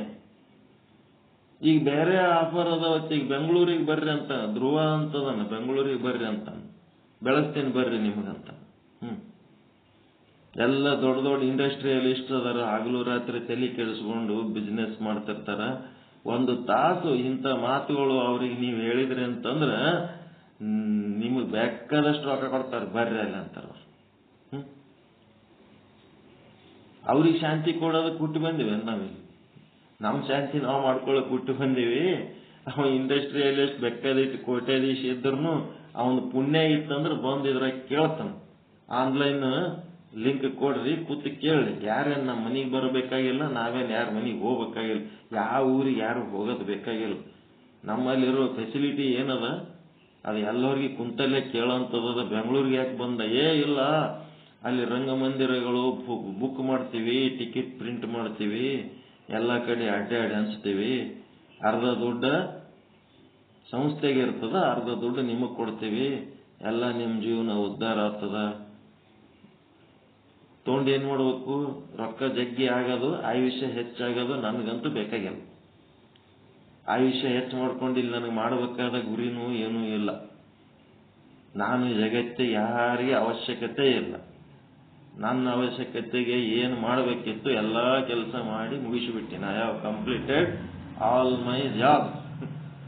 ಯಾವಾಗ 4ನೇ ತರಂಗ ವಿಚಾರ ಸಾಗರ ಮುಗಿದದ ಅವತ್ತೇ ನನ್ನ ಕೆಲಸ ಮುಗಿದು. 5ನೇ ತರಂಗ ಬದುಕಿನೆತ್ತ ಕೊಚ್ಚೆಯಲ್ಲಿ ಕೈ ಆಡಿಸ್ಬೇಕು ಕೂತೀನಿ ಅಷ್ಟೇ. 6ನೇ ತರಂಗ ಇನ್ನ ಕೆಸರನ್ನ ಕೈ ಆಡಿಸೋ ಕೆಲಸ. ಆತ್ಮಜ್ಞಾನದ ಸಾಧನೆ ಮಾಡಿದ್ಮೇಲೆ ಮುಂದೆ ಏನು ಮಾಡಕ್ ಇಲ್ಲೇ ಇಲ್ಲ, ಮಾಡ್ಕೊತ್ ಕುಂದಿರ್ಬೇಕು, ಮಾಡೋದಷ್ಟೇ. ಮುಕ್ತಿನೂ ಸಿಕ್ಕದ, ಮೋಕ್ಷನೂ ಸಿಕ್ಕದ, ಎಲ್ಲಾನು ಸಿಕ್ಕದ. ಎದಕ್ ಬೇಕು ನಮ್ಗೆ ಇದೆಲ್ಲ ಹೊಲ್ಸು? ಮತ್ತೆ ಇನ್ನೊಂದಿಟ್ಟು ರೊಕ್ಕ ಜಮಾಯಿಸಿ ಅವೇ ಪ್ಲಾಟ್ ತಗೋ, ಮನಿ ತಗೋ, ಹೊಲ ತಗೋ, ಒದ್ದಾಡು ಗುದ್ದಾಡು, ಎದಕ್ ಬೇಕು? ಅದಕ್ಕೆ ಇಲ್ಲೇನಾಯ್ತು, ಗಣಾಚಾರ ಅಂತಂದ್ರ ನಮ್ಮ ಒಂದು ಗುಂಪಿನ ಬಗ್ಗೆ ಯಾರಾದರೂ ಏನಾದ್ರು ಅಂದ್ರೆ ಅದಕ್ಕೇನಾರ ಅಪಮಾನ ಆಗ್ಲಿಕ್ಕತ್ತಿತ್ತು, ಅದಕ್ಕೇನಾರ ಕಷ್ಟ ಆಗ್ಲಿಕ್ಕತ್ತಿತ್ತು, ಅದನ್ನೆಲ್ಲರೂ ಕೂಡಿ ನಮ್ಮದಂತ ತಿಳ್ಕೊಂಡು ಆ ಸಮಸ್ಯೆಯನ್ನ ಬಗೆಹರಿಸ್ಬೇಕು. ಎಷ್ಟು ಕಡೆ ಮಾತಾಡಿದ ವಿಷಯಗಳು ಮತ್ತು ಮಾತಾಡಿದಂದೇ ತಪ್ಪಾತಿರ್ತಾವ. ಮಾತಾಡಿದ ವಿಷಯಕ್ಕೆ ಎಲ್ಲೆಲ್ಲಿ ಪೊಲೀಸ್ ಪ್ರಾಬ್ಲಮ್, ಅವು ಕಲ್ಯಾಣಪ್ಪ ಅವ್ರು ಎಷ್ಟು ಕೆಲಸ ಮಾಡ್ಯಾರ. ಸತ್ಸಂಗ ನಡೆದಾಗೆ ಒಂದೇ ಸಲ ಲೆಫ್ಟ್ ಆಗಿ ಹೋಗಿ ಅವೆಲ್ಲ ಅಟೆಂಡ್ ಮಾಡಿ ಬಂದಾರ ಪೊಲೀಸ್ ಪ್ರಾಬ್ಲಮ್ಗಳು. ಅವ್ರಂತವ್ರಲ್ಲ, ಅವೇನು ನಿಮ್ಮ ವೈರಿಗಳಲ್ಲ, ವಿರೋಧಿಗಳಲ್ಲ. ಅದು ಸುಮ್ಮನೆ ಪ್ರವಚನ ಮಾಡಾಗ ಏನೋ ವಿಷಯಗಳು ಬರ್ತಿರ್ತಾವ, ಅದ್ರ ಬಗ್ಗೆ ತಲೆ ಕೆಡಿಸ್ಕೋಬೇಡ್ರಿ ಅಂತೇಳಿ ಅವೆಲ್ಲ ಬ್ಲಾಕ್ ಮಾಡಿ ಅವೆಲ್ಲ ಅನುಕೂಲ ಮಾಡಿ. ಯಾರು ಸುಮ್ಮನೆ ಬೆಳೆಯಂಗಿಲ್ಲ, ಒಬ್ರು ಯಾರು ಬೆಳೆಸಿದ್ರೆ ಬೆಳೀತಾರೆ. ಮಾಡಿ ಕೆಲಸಗಳು ಮಾಡ್ಯಾರ. ಈ ಜ್ಞಾನಕ್ಕಿಂತ ಜ್ಞಾನಿ ಮುಖ್ಯ. ಜ್ಞಾನಿ ಇದ್ನಂತಂದ್ರೆ ಎಷ್ಟಾದ್ರೂ ಜ್ಞಾನ ಕೇಳ್ಬೋದು. ಜ್ಞಾನಿಗೆ ಒಯ್ದು ಏನಾರ ಅನನುಕೂಲ ಎಲ್ಲಾರ ಕುಂದಿರ್ಸಿದ್ರೆ ಜ್ಞಾನ ಎಲ್ಲ ಬಂದ್ ಆಗ್ತದಲ್ಲ. ಅದಕ್ಕೆ ಅದನ್ನ ರಕ್ಷಣೆ ಮಾಡಿ ಬೆಳೆಸಿ ಏನ್ ಮಾಡ್ಲಕತ್ತೀರಿ, ಎಲ್ಲರೂ ನೀವು ಬೆಳೆಸಿರತ್ತೆ ಇದು ಬೆಳಿಲಕತ್ತದ ಅಷ್ಟೇ. ಅದಕ್ಕೆ ಇವು ಪಂಚ ಆಚಾರಗಳು ಶಿವದಾರಗಳು. ಕೊಳ್ಳಾಗ ಯಾರು ಶಿವದಾರ ಹಾಕೋತಾರ ಅದರ ಅರ್ಥ ಏನು, ಒಳಗ ಪಂಚ ಆಚಾರಗಳು ಮಾಡ್ಲಕತ್ತಾನ ಅಂತ. ಮತ್ತೆ ಮುಂದೇನಾಯ್ತು, ತ್ರಿಕರಣ ಶುದ್ಧವಾದದ್ದೇ ಕುಳಿಕೆ. ಒಳಗಿರೋದ ಲಿಂಗವಸ್ತ್ರ ಏನದಪ್ಪ ಅಂತಂದ್ರೆ ನಿಮ್ಮದು ಕಾಯ ವಾಚ ಮನಸ್ಸ, ಅವು ಮೂರು ಶುದ್ಧ ಇದ್ದದ್ದೇ ಒಂದು ಲಿಂಗವಸ್ತ್ರ. ನಿಮ್ಮ ತ್ರಿಕರಣಗಳು ಶುದ್ಧ ತ್ರಿಕರಣಗಳು, ಕಾಯ ವಾಚ ಮನಸ್ಸ. ಅದರಾಗ ಶುದ್ಧ ಕಾಯ ಶುದ್ಧ ವಾಚ ಶುದ್ಧ ಮನಸ್ಸಿನೊಳಗೆ ಅವ ಲಿಂಗಯ್ಯ ಕೂತಿರ್ತಾನ. ಇದನ್ನ ಅವರು ಹೇಳಕತ್ತಾರ. ತ್ರಿಕರಣ ಶುದ್ಧವಾದುದೇ ಕುಳಿಕೆ, ಈ ತ್ರಿವಿಧದ ಗುಣವನ್ನು ಅರಿಯಬೇಕು. ಈ ರೀತಿ ಲಿಂಗ ಹಾಕೊಂಡಿರಿ ಅಂದ್ರೆ ಒಳಗೊಂದು ಲಿಂಗೋಸ್ತ್ರ, ಒಂದು ಕರಡಿಗೆ, ಒಂದು ಶಿವದಾರ, ಹ್ಯಾಂಗಾದೋ ಹಂಗ ನೀವು ಅಷ್ಟಾವರಣ ಸಂಪನ್ನರಾಗುವ ಮೂಲಕ ಏನಾಗಬೇಕು, ಎಲ್ಲ ವಿಕಾರಗಳು ತೊರೆಯಬೇಕು. ನಾನು ವಿಭೂತಿ ಧರಿಸಿನಿ ಅಂದ್ರೆ ಕೆಟ್ಟ ಗುಣಗಳನ್ನ ಸುಟ್ಟಾಕ್ಬೇಕು. ಮತ್ತೆ ನಾನು ಶಿವಮಂತ್ರ ಹೇಳಕತ್ತೀನಿ ಬಾಯಲ್ಲಿ ಅಂತಂದ್ರೆ ಕೆಟ್ಟ ಶಬ್ದಗಳನ್ನ ಸುಟ್ಟಾಕ್ಬೇಕು. ಮತ್ತೆ ಧ್ಯಾನ ಮಾಡ್ತೀನಿ ಲಿಂಗ ಹಿಡ್ಕೊಂಡು ಅಂತಂದ್ರೆ ಕೆಟ್ಟ ಆಲೋಚನೆಗಳು ಕೆಟ್ಟ ಭಾವನೆಗಳನ್ನ ಸುಟ್ಟಾಕ್ಬೇಕು. ಲಿಂಗ ಕಟ್ಕೊಂಡಿದಿ, ಹೆಂಗ್ ಮಾತಾಡ್ತಿಲ್ಲ ಹೆಂಗದಿಯಲ್ಲ ಅಂತೇಳಿ ಇನ್ನೊಬ್ಬರ ಕಡೆಯಿಂದ ಇಳಿಸ್ಕೊಳ್ಳೋದಲ್ಲ. ನಾನು ಲಿಂಗ ರುದ್ರಾಕ್ಷಿ ಹಾಕೊಂಡ್ಮೇಲೆ, ರುದ್ರಾಕ್ಷಿ ಹಾಕೊಂಡಿನಿ ಅಂದ್ಮೇಲೆ ಎಲ್ಲರಲ್ಲಿ ನಾನು ಶಿವಮಯ ದೃಷ್ಟಿಯಿಂದ ನಾನು ಶಿವನಾಗಿ ಶಿವನನ್ನ ಕಾಣಬೇಕು. ರುದ್ರಾಕ್ಷಿ ಅಂತಂದ್ರೆ ಶಿವ, ತಾನು ಶಿವ, ತಾನು ನೋಡುವ ದೃಶ್ಯನೂ ಶಿವ, ದೃಷ್ಟ ತಾನು ಶಿವ, ಅದೇ ರುದ್ರಾಕ್ಷಿ. ಮತ್ತೆ ಪ್ರಸಾದ ಪಾದೋದಕ ಸ್ವೀಕಾರ ಮಾಡ್ತೀನಿ ಅಂತಂದ್ರ ನಾನು ಪ್ರಸನ್ನನಾಗಿರ್ಬೇಕು, ಆನಂದವಾಗಿರ್ಬೇಕು, ದುಃಖವಾಗಿರಬಾರ್ದು. ಇವೆಲ್ಲ ವಿಕಾರಗಳು ಮೊದಲಿಂದ ಗೊತ್ತದವ, ಇವು ಅಳಿಬೇಕು. ಅಷ್ಟಾವರಣ ಸಂಪನ್ನನಾಗಿರ್ಬೇಕು. ಅಷ್ಟಾವರಣ ಸಂಪನ್ನನಾಗಿ ವಿಕಾರ ಅಳಿಯುವುದೇ ಎಂಥದದು,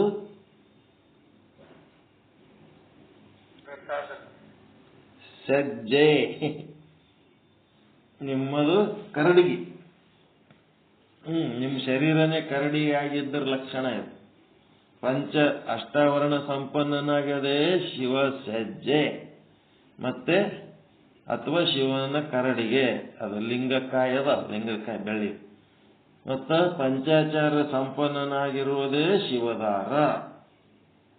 ಮತ್ತೆ ತ್ರಿಕರಣ ಶುದ್ಧವಾದ ಕುಳಿಕೆ ಅಂತಂದ್ರೆ ಕಾಯ ವಾಚ ಮನಸ್ಸ, ಇದನ್ನು ಶುದ್ಧ ಇಟ್ಕೊಂಡ್ರೆ ಅದೇ ಲಿಂಗವಸ್ತ್ರ. ಈ ರೀತಿ ತ್ರಿವಿಧಗಳನ್ನ ಅರಿಯಬೇಕು. ಈ ತ್ರಿವಿಧದಲ್ಲಿ ಸಂಪನ್ನನಾಗಿರಬೇಕು.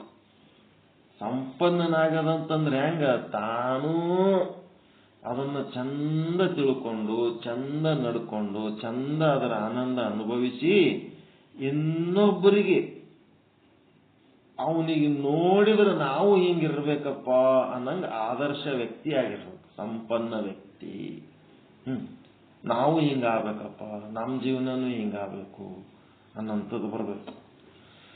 ಸಂಪನ್ನನಾಗಿರಬೇಕು. ಈ ತ್ರಿವಿಧವ ಮುಟ್ಟಿ ಲಿಂಗಾರ್ಚನೆ ಮಾಡಬೇಕು. ಇವುಗಳನ್ನ ಟಚ್ ಆಗ್ಬೇಕು. ನೀವು ಲಿಂಗ ಪೂಜೆ ಮಾಡುವಾಗ ಇವೆಲ್ಲ ಟಚ್ ಆಗ್ಬೇಕು. ಅಷ್ಟಾವರಣ ಪಂಚಾಚಾರ ಶತಸ್ಥಲ ಎಲ್ಲ ಇವಕ್ಕೆ ಹೋಗಿ ಟಚ್ ಆಗ್ಬೇಕು ನಿಮ್ಮ ಭಾವನೆಗಳು. ಅಂಗ ಲಿಂಗ ಸಂಬಂಧಕ್ಕೆ ಇದೇ ಕ್ರಮವಯ್ಯ ಲಿಂಗಾಂಗ ಸಂಬಂಧ. ಏನ್ ಪದ್ಧತಿಗಳು ಕಲಿಸ್ಲಕತ್ತಾನ ಪುಣ್ಯಾತ್ಮ. ಲಿಂಗ ಅಂಗ ಸಂಬಂಧ ಆಗದಂತಂದ್ರೆ ಏನು, ನಾವು ಶ್ರವಣ ಮಾಡಿ ಮನನ ಮಾಡಿ ನಿಧಿಧ್ಯಾಸನ ಮಾಡಿ ಅಂಗ ಆಗಿರ್ತೀವಿ. ಒಳಗಿರುವ ಲಿಂಗಕ್ಕೆ ಸಂಬಂಧಿ ಆಗ್ಬೇಕಾದ್ರೆ ಈ ರೀತಿ ನಡಿಬೇಕು ನಮ್ಮ ಜೀವನ ಅಂತ. ಅಂತ ಹೇಳ್ತಾರೆ. ಬಹಳ ಸರಳವಾಗಿ ಒಳ್ಳೆ ತತ್ವಜ್ಞಾನ ಹೇಳ್ತಾ ಇದ್ದಾರೆ.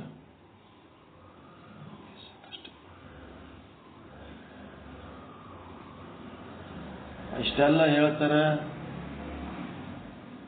ಹೆಂಗ್ ಮಾಡಬೇಕು, ಯಾವಾಗ ಮಾಡಬೇಕು ಅಂತ ಹೇಳಿಕೆ ನಾವು ಚಿಂತೆ ಮಾಡೋದಿಲ್ಲ.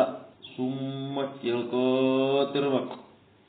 ಕೇಳ್ಕೋತಿದ್ಮೇಲೆ ಅದು ಹ್ಯಾಂಗೆ ನಡ್ಕೋಬೇಕನ್ನೋದು ತಾನೇ ಬರ್ತದ. ಯಾವಾಗ ನಡಿಬೇಕು, ಹೆಂಗ್ ನಡಿಬೇಕನ್ನೋದು ತಂದು ತಾನೇ ಬರ್ತದೆ. ಅದನ್ನ ಬಿಟ್ಟಿಕೆ ಇಟೆಲ್ಲ ಹೇಳ್ಯಾರ ನಮ್ಗೇನ್ ನಡಿಲಕ್ಕ ಆಗ್ತದ್ರಿ ಅಂತ ಹೇಳಿಕೆ ಗಬಕ್ಕ ಬಿಟ್ಟು ಹೋಗಂಗಿಲ್ಲ. ಏನ್ ಮಾಡ್ಬೇಕು, ನಾವು ಪುಣ್ಯ ಈ ಜನ್ಮದಾಗ ಕೇಳೋದದ ಕೇಳ್ಕೊತದೀವ. ಮುಂದಿನ ಜನ್ಮದಾಗ ನಡ್ಕೊಳ್ಳೋದಿದ್ರೆ ಇನ್ನೊಂದು ಜನ್ಮದಾಗ ನಡ್ಕೊಳ್ಳೋದಿರ್ತದೆ.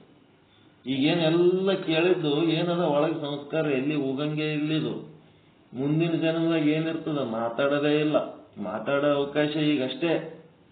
ನಿಮಗೆ ಮಾತನಾಡೋಕೆ ಅವಕಾಶ, ನಾವು ಹೇಳೋದಕ್ಕೆ ಅವಕಾಶ, ಹೇಳೋದಕ್ಕ ಕೇಳೋದಕ್ಕ ಒಂದು ಜನ್ಮ. ಮುಂದಿನ ಜನ್ಮ ಹೇಳೋದಿಲ್ಲ, ಕೇಳೋದಿಲ್ಲ. ಒಬ್ಬ ಸಂತ ಮಹಾತ್ಮರ ಬಲ್ಲಿ ಒಬ್ಬ ಸೇವಕನಾಗಿ ಹುಟ್ಟಿಸ್ಬಿಡ್ತಾನೆ ಈಶ್ವರ. ಅವ ಮಹಾತ್ಮ ಲಿಂಗ ಹೌದಲ್ಲ. ಈಗ ನಿರ್ಜೀವ ಲಿಂಗದ ಸೇವೆ ಮಾಡ್ಕೋತ ಹೇಳ್ಕೋತ ಕೇಳ್ಕೋತ ಕೂತದ್ದು ಒಂದು ಜನ್ಮ. ಮುಂದೆ ಸಜೀವ ಲಿಂಗದ ಸೇವೆ ಮಾಡೋದಿರ್ತದ ಅಲ್ಲಿ. ಆ ಸಜೀವ ಲಿಂಗದ ಸೇವೆ ಮಾಡುವಾಗ ಅಲ್ಲಿ ಹೇಳೋದಿಲ್ಲ, ಕೇಳೋದಿಲ್ಲ, ನಡ್ಕೊಳ್ಳೋದಷ್ಟೇ. ಗುರು ಹೆಂಗ್ ಹೇಳ್ತಾನ ಹಂಗೆ ನಡ್ಕೊಳ್ಳೋದೆ, ಇನ್ನೊಬ್ಬರಿಗೆ ಹೇಳೋದೇ ಇಲ್ಲ. ಆ ಮಹಾತ್ಮರು ಅಕ್ಕಪಕ್ಕದಲ್ಲಿ ಅವ್ರು ಹೇಳಿದ ಕೆಲಸ ಮಾಡಿ, ಸೇವಾ ಮಾಡಿ, ಅವ್ರ ಸ್ನಾನ ಪೂಜೆ ಮಾಡಿಸ್ತಿರ್ತಾರಲ್ಲ, ಅದು ಎಂತ ಪುಣ್ಯದ ಕೆಲಸ ಅದ ಗೊತ್ತದು. ಅದು ಎಲ್ಲರಿಗೂ ಸಿಗ್ತದೇನೋ ಅದು.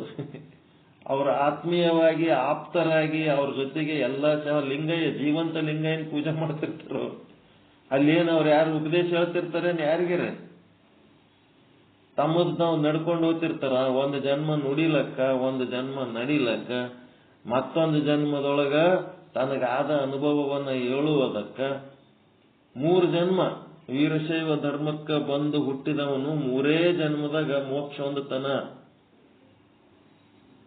ಉಳಿದವರು ಅವರವರ ಕರ್ಮಾನುಸಾರ ಆದ್ರೆ ಈ ವೀರಶೈವ ಧರ್ಮದೊಳಗ ಹುಟ್ಟಿದವನು ನಿಜ ವೀರಶೈವವನ್ನ ಅರಿತು ಆಚರಿಸಿದನು ಅಂತಂದ್ರ 1 ಜನ್ಮ ಹೇಳೋದಕ್ಕ ಕೇಳೋದಕ್ಕ, 2ನೇ ಜನ್ಮ ನಡೆಯೋದಕ್ಕ, 3ನೇ ಜನ್ಮ ತನಗಾದ ಅನುಭವವನ್ನ ಇತರ ಜೀವಿಗಳಿಗೆ ಹೇಳಿ ಮೋಕ್ಷ ಹೊಂದಿಬಿಡ್ತಾನ.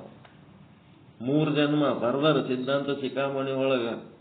ಭಗವಂತನ ವಾಣಿನೇ ಹಂಗದ, 3 ಜನ್ಮ. ಉಳಿದವರೆಲ್ಲ 100 ಜನ್ಮ. ಏಟ್ ಜನ್ಮ ಮಾಡ್ತಾರ ಗೊತ್ತಿಲ್ಲ. ಅದಕ್ಕೆ ವೀರಶೈವರಾಗಿ ಹುಟ್ಟಿದ್ದೆ ಎಂತ ಪುಣ್ಯಪ್ಪ ನಂದು ಅನ್ಬೇಕು.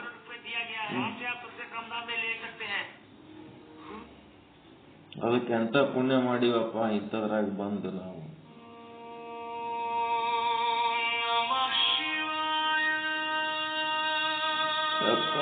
ಪರಮಾತ್ಮ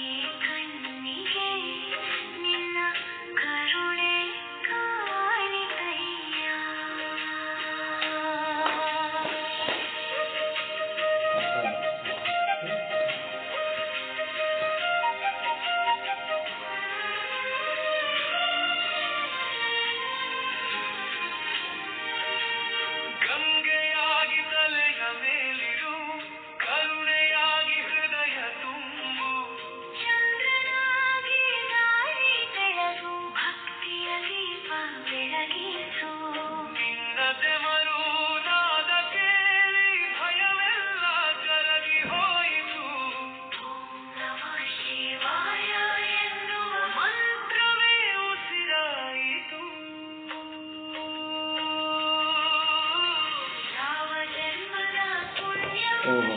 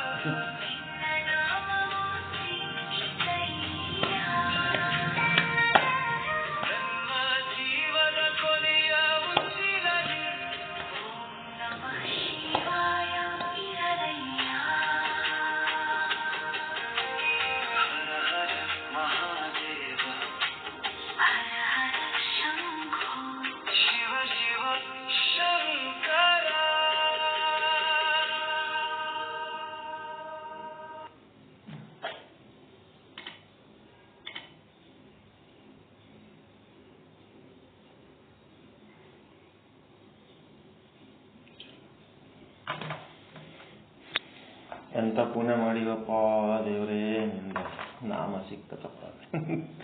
ಶಿವಾಯ ಬ್ರಹ್ಮಣೇ ನಮ. ಶಿವ ಅಂದ್ರು ಒಂದೇ, ಬ್ರಹ್ಮ ಅಂದ್ರು ಒಂದೇ. ಯಾಕಿಲ್ಲಿ ನಾಮದ ಬಗ್ಗೆ ಹೇಳ್ತೀವಿ ಅಂತಂದ್ರೆ, ಡೈರೆಕ್ಟ್ ಬ್ರಹ್ಮಂದು 4ನೇ ತರಂಗದಾಗ ಮುಗಿದು ಈಗ ನಾಮದ ಮೇಲೆ ನಡೆದು 4ನೇ ತರಂಗ ಎಲ್ಲಿದು ಉಪಾಸನೆ ಒಳಗೆ ನಾಮ ಮುಖ್ಯ ಅದ. ಮುಂದೆ 5ನೇ ತರಂಗದೊಳಗೆ, ಇದು 6ನೇ ತರಂಗದೊಳಗೆ ಕರ್ಮ ಮುಖ್ಯ. ಕರ್ಮದೊಳಗೆ ಏನದ, ರೂಪ ಮುಖ್ಯ. ರೂಪ ಹಿಡ್ಕೊಂಡು ಬ್ರಹ್ಮನಲ್ಲಿ ಹೋಗೋದು, ನಾಮ ಹಿಡ್ಕೊಂಡು ಬ್ರಹ್ಮನಲ್ಲಿ ಹೋಗೋದು, ನಾಮ ರೂಪಗಳನ್ನು ಬಿಟ್ಟು ಬ್ರಹ್ಮನಲ್ಲಿ ಹೋಗೋದು, ಅದು ಜ್ಞಾನ. ಈ ರೀತಿ ಇರ್ತದ. ಸಂಜ್ಞೆ ಸಂಜ್ಞೆ ಸಂಜ್ಞೆ ಅಂತ ಬರ್ತಿರ್ತಾವ. ಈಗ ಶೇಂಗಾ ಬೆಳಿಬೇಕಂತೇಳಿ ಶೇಂಗಾ ಬಿತ್ತುತ್ತೀರಿ. ಬಿತ್ತಿದ ಹೊತ್ನಾಗ ಆ ಶೇಂಗಾ ಕಾಳು ಬಿತ್ತಿರ್ತೀರಿ ನೀವು, ಅದ್ರ ಜೊತೆಗೆ ಸೊಟ್ಟಿನೂ ಬರ್ತದಿಲ್ಲ. ಏನ್ ಸೊಟ್ಟಿ ಬಿತ್ತಿರ್ತೀರ? ಕಾಳು ಬಿತ್ತಿ ಶೇಂಗಾ ಪಡ್ಕೊಂಡ್ರೆ, ಸೊಟ್ಟಿ ಸಹಿತ ಶೇಂಗಾ ಪಡ್ಕೊಂಡ್ರೆ, ಬರೀ ಸೊಟ್ಟಿ ಸಹಿತ ಶೇಂಗಾ ಬಿತ್ತಿ ಬರೀ ಕಾಳು ಬಿತ್ತಿದ್ರು ಅದ್ರ ಸಂಕಟ ಸೊಟ್ಟಿ ಬರ್ತಿರ್ತಾವ. ಆ ಸೊಟ್ಟಿ ಬರೀ ಸೊಟ್ಟಿ ಇತ್ತಂದ್ರೆ ಅದ್ರ ಬೆಲೆ ಏನಿರುತ್ತೆ?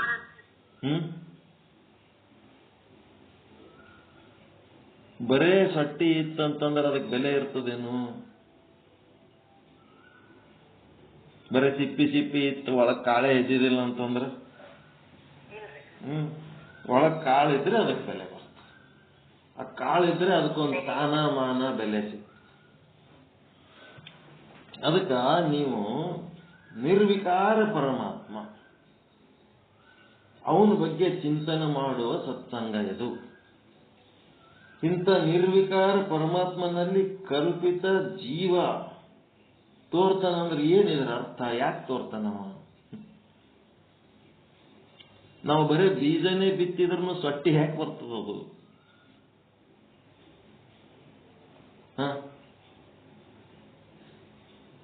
ಈಗ ಮುಂಜಾನೆ ಬಾರ್ಗಿ ತಗೊಂಡು ಕಸ ಬಳೋದು ಹೊರಗೆ ಒಯ್ದು ಚೆಲ್ಲಿ ಬಂದಿರ್ತೀರಿ. ಕಸ ಒಯ್ದು ಹೊರಗೆ ಚೆಲ್ಲ ಪ್ರಯತ್ನ ನಿಮ್ಮದು. ಅದು ಹೊರಗೆ ಹೋದ ಕಸ ಮುನ್ಸಿಪಾಲಿಟಿಯವ್ರು ತಗೊಂಡು ಹೋಗಿ ಚೆಲ್ಲಿ ಬಿಡ್ತಾರ. ಅದು ಹೋಗಚ್ಚ ಕಸ ಮರ್ದಿನ ಮುಂಜಾನೆ ಮತ್ತೆ ಕಸ ಬಿದ್ದಿರ್ತದಿಲ್ಲ.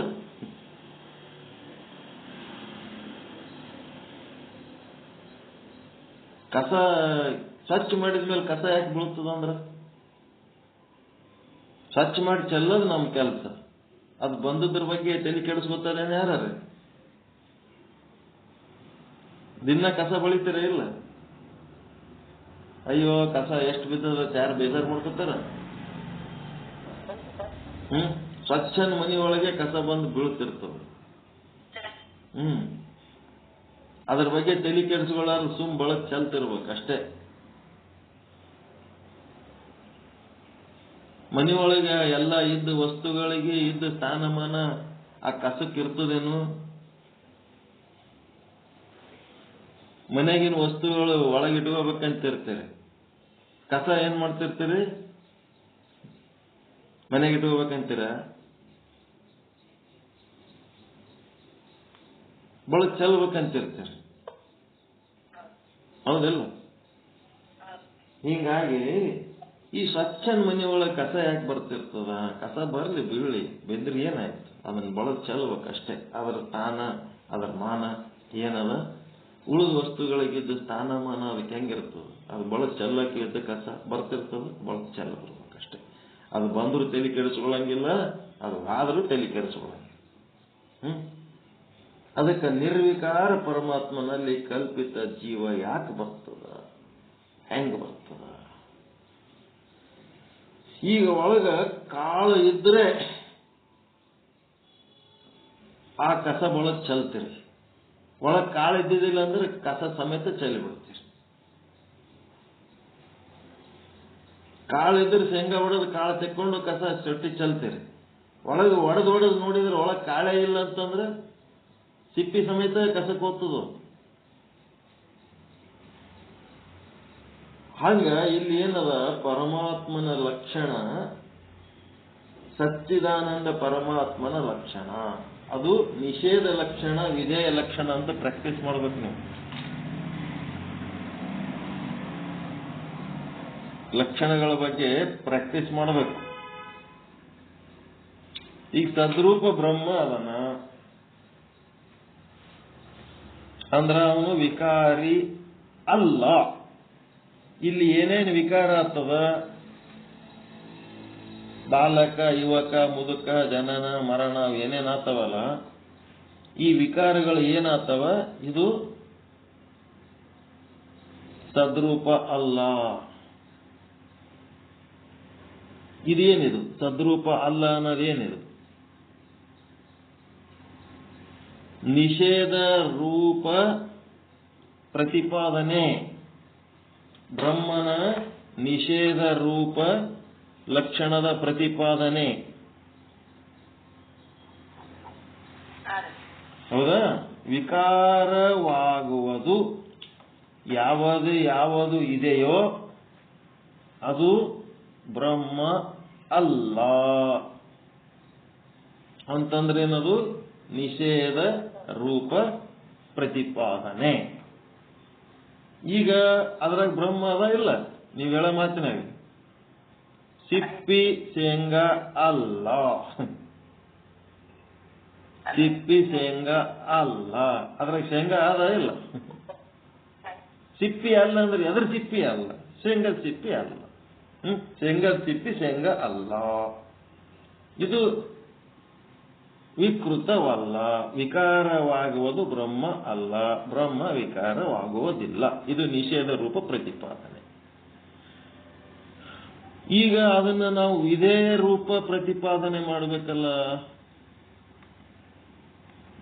ವಾಕ್ಯಗಳ ಚೇಂಜ್ ಮಾಡಬೇಕು. ಈಗ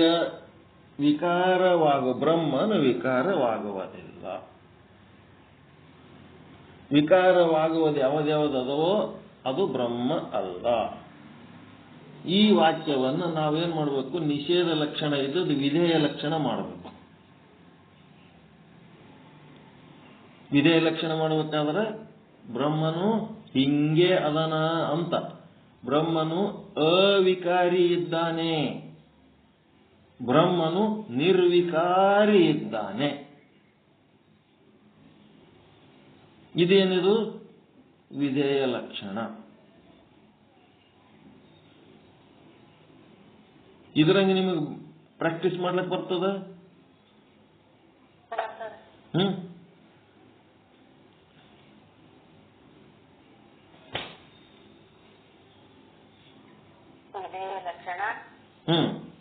ನಿಷೇಧ ಲಕ್ಷಣ.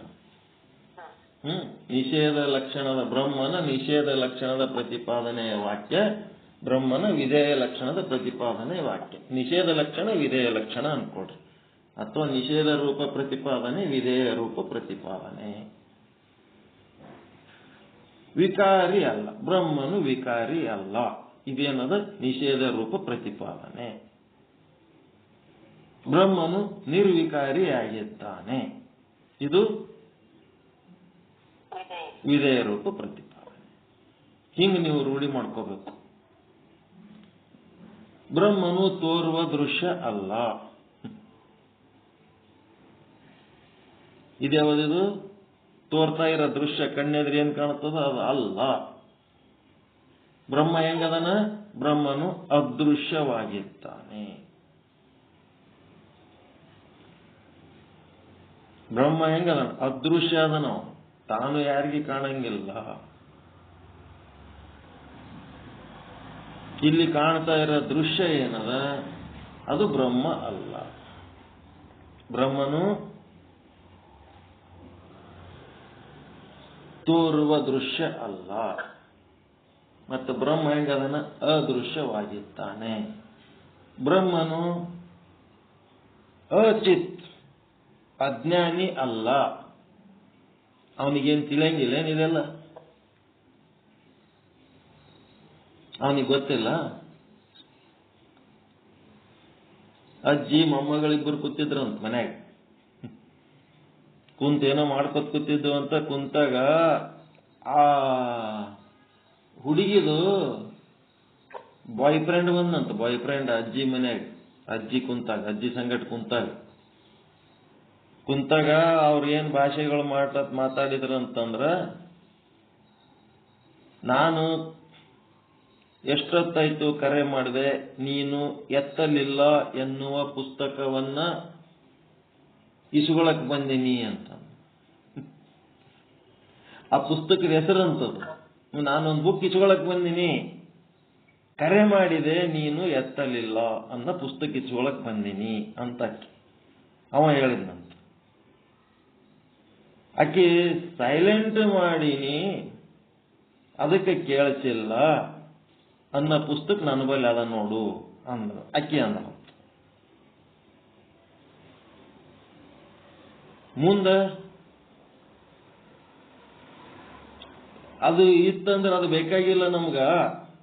ನೀ ಸೈಲೆಂಟ್ ಮಾಡಿ ನೀ ಕೇಳಿಸ್ಲಿಲ್ಲ ಅನ್ನೋ ಪುಸ್ತಕ ನನಗೆ ಬೇಕಾಗಿಲ್ಲ. ಮತ್ತೆ ಯಾವ ಪುಸ್ತಕ ಬೇಕು ಅಂದ್ರೆ ಇವತ್ತು ಎಲ್ಲಿ ಭೇಟಿ ಆಗೋಣ ಅನ್ನೋ ಪುಸ್ತಕ ಬೇಕು. ಅದಕ್ಕೆ ಅವ ಅಕ್ಕಿ ಏನು ಉತ್ತರ ಕೊಟ್ಲತ್ತ, ಅಲ್ಲಿ ಬಸ್ ಸ್ಟ್ಯಾಂಡ್ ಇಂದ ಒಂದು ದೊಡ್ಡದು ಆಲದ ಮರ ಅದಲ್ಲ, ಅಲ್ಲಿ ಬಸ್ ಸ್ಟ್ಯಾಂಡ್ ಇಂದಿನ ಆಲದ ಮರ ಅದಲ್ಲ, ಅಲ್ಲಿ ಭೇಟಿ ಆಗೋಣ ಅನ್ನೋ ಪುಸ್ತಕ ಅದ, ತಗೊಂಡೋಗೋಣ ಅಂತ. ಅದಕ್ಕೆ ಆ ಅಜ್ಜಿ ಹೇಳಿಲತ್ತ, ಆ ಪುಸ್ತಕದ ಸಂಗಟ ಇನ್ನ ಒಂದು ಪುಸ್ತಕದ ಅದೊಂದು ತಗೊಂಡು ಹೋಗಪ್ಪ, ಬರೇ ಮೊಮ್ಮಗಳ ಪುಸ್ತಕ ಒಂದೇ ತಗೊಂಡು ಹೋದ್ರೆ ಹಂಗ, ನನ್ನ ಹತ್ರ ಇನ್ನೊಂದು ಪುಸ್ತಕ ಅದ, ಇದನ್ನು ತಗೊಂಡು ಹೋಗು ಅಂತಂದ್ರು ಅಂತ. ಯಾವ ಪುಸ್ತಕ ಅಜ್ಜಿ ಕೊಡು ಅಂದ್ರಂತ. ಅದಕ್ಕ ಹಿರಿಯರೇನು ದಡ್ಡರಲ್ಲ ಅನ್ನಂತ ಪುಸ್ತಕ ಅದಪ್ಪ ನನ್ನ ಹತ್ರ, ಆ ಪುಸ್ತಕ ತಗೊಂಡು ಹೋಗು ಓದಂದ್ರಂತ. ಹಿರಿಯರೇನು ಅದೀವಲ್ಲ ನಾವು ದಡ್ಡರಲ್ಲ, ನೀವೇನ್ ಮಾತಾಡ್ಲಕತ್ತೀರಿ, ನೀವೇನ್ ಮಾಡ್ಲಕತ್ತೀರಿ, ನಮ್ಗೇನ್ ತಿಳಿಯಂಗಿಲ್ಲ ಅಂತ ತಿಳ್ಕೊಬೇಡ್ರಿ. ನೀವು ಹೊರಗೆ ಏನ್ ಮಾಡ್ತೀರಿ, ಒಳಗೆ ಏನ್ ಮಾಡ್ತೀರಿ ಎಲ್ಲ ಗೊತ್ತಿರ್ತದ ನಮಗ. ನಾವೇನ್ ದಾಟ್ರಲ್ಲ, ಅದು ಒಂದು ಪುಸ್ತಕ ಅದ, ಅದು ಓದೋಣ. ಅದಕ್ಕ ನಾವೇನ್ ತಿಳ್ಕೊಂಡಿವಿ, ಬಸವಣ್ಣವ್ರೇನು ಕಳಬೇಡ ಕೊಲಬೇಡ ಏನ್ ಸಪ್ತ ಸೂತ್ರಗಳು ಹೇಳ್ಯಾರ, ಅವೆಲ್ಲಾನು ದಿನ ಮಾಡ್ತೀವಿ ನಾವು. ಎಲ್ಲ ಮಾಡಿ ಆ ಪರಮಾತ್ಮಗೆ ಏನ್ ಗೊತ್ತಿಲ್ಲ ಅನ್ನಂಗ್ ತಿಳ್ಕೊಂಡಿವಿ ನಾವು. ಎಲ್ಲ ತಿಳ್ಕೊತ ನಾವು, ಈಶ್ವರಗೆ ಎಲ್ಲ ಗೊತ್ತದ, ಒಳಗಿಂದ ಹೊರಗಿಂದ ಏನೆಲ್ಲ ಅವ ಸರ್ವಜ್ಞ ಅದ ನಾವು. ಅದಕ್ಕ ಬ್ರಹ್ಮ ಅಜ್ಞಾನಿ ಅಲ್ಲ, ಇದು ನಿಷೇಧ ಲಕ್ಷಣ. ಬ್ರಹ್ಮ ಅಜ್ಞಾನಿ ಅಲ್ಲ.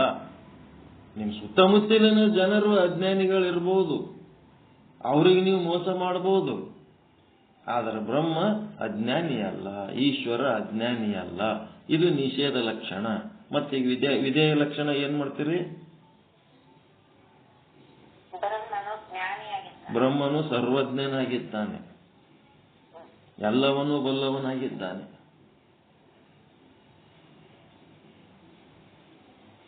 ನಾ ಸತ್ಸಂಗದಾಗ ನಿಮಗೆ ಏನ್ ಬೇಕಾದೆ ಅಂತಿರ್ತೀನಿ ಅನ್ನೋ ಟೈಮ್ನೊಳಗ ನಾನೇನ್ ಹೇಳ್ತೀನಿ? ನಿಷೇಧ ಲಕ್ಷಣ ಹೇಳ್ಬೇಕು. ನಾನೇನು ನಿಮಗೆ ದ್ವೇಷದಿಂದ ಬೈತಾ ಇಲ್ಲ, ಇದು ನಿಷೇಧ ಲಕ್ಷಣ.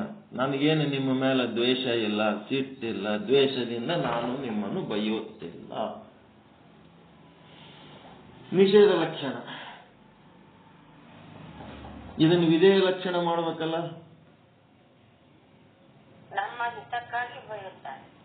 ನಮ್ಮ ಹಿತಕ್ಕಾಗಿ ನಮ್ಮ ಮೇಲೆ ಪ್ರೀತಿಯಿಂದ ಪಾಠ ಕಲಿಸುತ್ತಾರೆ. ಅವರಿಗೆ ನಮ್ಮ ಮೇಲೆ ದ್ವೇಷ ಇಲ್ಲ, ಅದು ನಿಷೇಧ ಲಕ್ಷಣ. ಅವರಿಗೆ ನಮ್ಮ ಮೇಲೆ ಪ್ರೀತಿಯೇ ಇದೆ, ಅವರು ಪರಮ ಪ್ರೇಮ ಸ್ವರೂಪರು. ಇದು ವಿಧೇಯ ಲಕ್ಷಣ.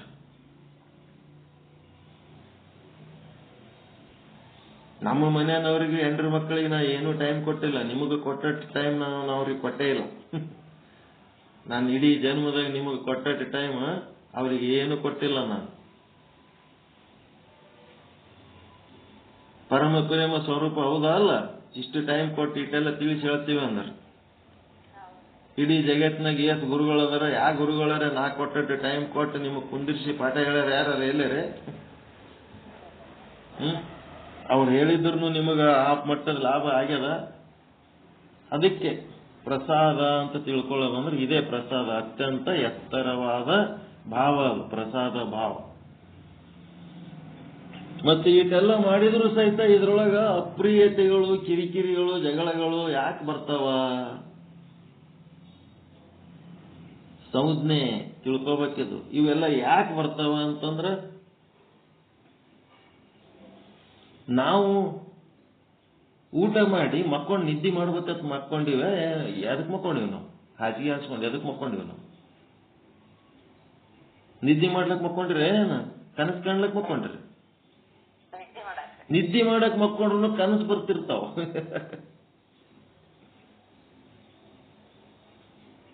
ಮತ್ತ ಆ ಕನಸು ಬಂತು ಅಂತಂದ್ರ ಆ ಕನಸಿಗೆ ನಿಮಗ ಏನಾರ ಸಂಬಂಧ ಅದ? ರಾತ್ರಿ ಬೆಳತನ ನೀವು ಕನಸಿನಾಗ ಏನ್ ಭೋಗ ಮಾಡಿದ್ರು ಮುಂಜಾನೆ ಎದ್ರ ಬೆಳತನ ಕೋಟ್ಯಾಧೀಶರು ಕೋಟಿಗಟ್ಟಲೆ ದುಡ್ಡು ಎಣಿಸಿರಿ ಅಂತಂದ್ರೆ ಮುಂಜಾನೆ ಅದು ಜಮಖನಿ ಜಾಡಿಸಿದ್ರ ಆ ಕನಸಿನಲ್ಲಿ ಬಂದ ಭೋಗ ಸೂಕ್ಷ್ಮ ಭೋಗ ಏನದಲ್ಲ ಅದು ನಿಮ್ಮ ಸ್ಥೂಲಕ್ಕೆ ಏನು ಸಂಬಂಧ ಇಲ್ಲ. ಅದರಿಂದ ಕನಸಿನಿಂದ ನಿಮ್ಮ ಜೀವನದಾಗ ಏನಾರ ಫರಕ್ ಬೀಳುತ್ತದೇನು? ಏನು ಫರಕ್ ಬೀಳಂಗ, ಹೌದಾ ಇಲ್ಲ? ಸದ್ರೂಪ ಬ್ರಹ್ಮದಲ್ಲಿ ಅಸದ್ರೂಪ ಜೀವ ತೋರುತ್ತಾನೆ. ಆ ಜೀವನಿಂದ ಆ ಸದ್ರೂಪ ಬ್ರಹ್ಮನಿಗೆ ಏನು ಫರಕ್ ಬೀಳಂಗಿಲ್ಲ.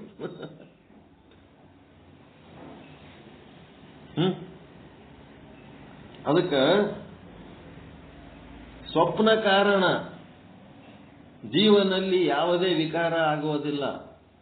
ನಿಮ್ ಜೀವನದಾಗ ಏನಾರ ವಿಕಾರ ಆಗ್ತದೇನು ಸ್ವಪ್ನದಿಂದ? ಸ್ವಪ್ನಕ್ಕಿಂತ ಬಿದ್ದದ ತಿಳಕ್ಕೆ ನಿಮ್ಗೇನಾರ ಲಾಭ ನಷ್ಟ ಸುಖ ದುಃಖ ಏನಾರ ಆಗ್ಯದೇನು ಮುಂದ? ಸ್ವಪ್ನದಾಗ ಏನ್ ಅನುಭವಿಸಿರ ಆಮೇಲೆ ಮುಂದೆ ನಿಮ್ ನಿತ್ಯ ಜೀವನದಾಗ ಅದೇನು ಫರಕ್ಕಿಲ್ಲ. ಸ್ವಪ್ನ ಕಾರಣ ಪುರುಷನಲ್ಲಿ ವಿಕಾರವಿಲ್ಲ. ಅದೇ ರೀತಿ ಜೀವಭಾವ ಕಾರಣ ಅಥವಾ ಕಲ್ಪಿತ ಪುರುಷನ ಕಾರಣ ಈ ಒಂದು ಬ್ರಹ್ಮ ತತ್ವ ಏನದಲ್ಲ, ಕೂಟಸ್ಥ ಬ್ರಹ್ಮ ಸಾಕ್ಷಿ ಅಂತ ಏನದಲ್ಲ, ಅವನಿಗೆ ಯಾವುದು ವಿಕಾರ ಇಲ್ಲ. ಈಗ ಮನ್ಯಾಗ ಕಸ ಬಿದ್ದದಂದ್ರೆ ಮನಿ ಕೆಟ್ಟೋಗ್ಯದ ಏನು? ಕಸದಲ್ಲಿಂತ ಏನ್ ಫರಕ್ ಆಗ್ಯದ? ಬಿದ್ದಿರಲ್ಲ ಕಸ, ಬೆಳೆಯಮ್ಮ. ಇವತ್ತು ಬೆಳಿಲಕ್ಕಾಗಿಲ್ಲ ನಾಳೆ ಬೆಳೆಯಮ್ಮ, ಬೆಳಿಗ್ಗೆ ಬೆಳಿಲಕ್ಕ ಸಂಜೆಗೆ ಬೆಳೆಯಮ್ಮ. ಏನ್ ಫರಕ್ ಆಗ್ತದ? ಹಿಂಗ ಫರಕ್ ಆಗ್ಲಾರ್ದಂತ ವಸ್ತು ನಾನದೀನಿ. ಜೀವ ಭಾವ ಏನದ ಅದು ಫರಕ್ ಆಗದದು, ನಮ್ಲಿಂತ ವ್ಯತ್ಯಾಸ ಆಗದದು. ನಮ್ಮೊಳಗೆ ವ್ಯತ್ಯಾಸ ಮಾಡೋದು ಜೀವಭಾವ. ವ್ಯತ್ಯಾಸ ಆಗ್ಲಾರಂತ ಬ್ರಹ್ಮ ನಾನದೀನಿ. ಅದಕ್ಕೇನ್ ಮಾಡ್ಬೇಕು? ವಿಧೇಯ ಲಕ್ಷಣ ನಿಷೇಧ ಲಕ್ಷಣಗಳನ್ನ ನಾವು ಪ್ರಾಕ್ಟೀಸ್ ಮಾಡಬೇಕು. ಮಾಡಿ ಆ ಬ್ರಹ್ಮನನ್ನ ತಿಳ್ಕೋಬೇಕು.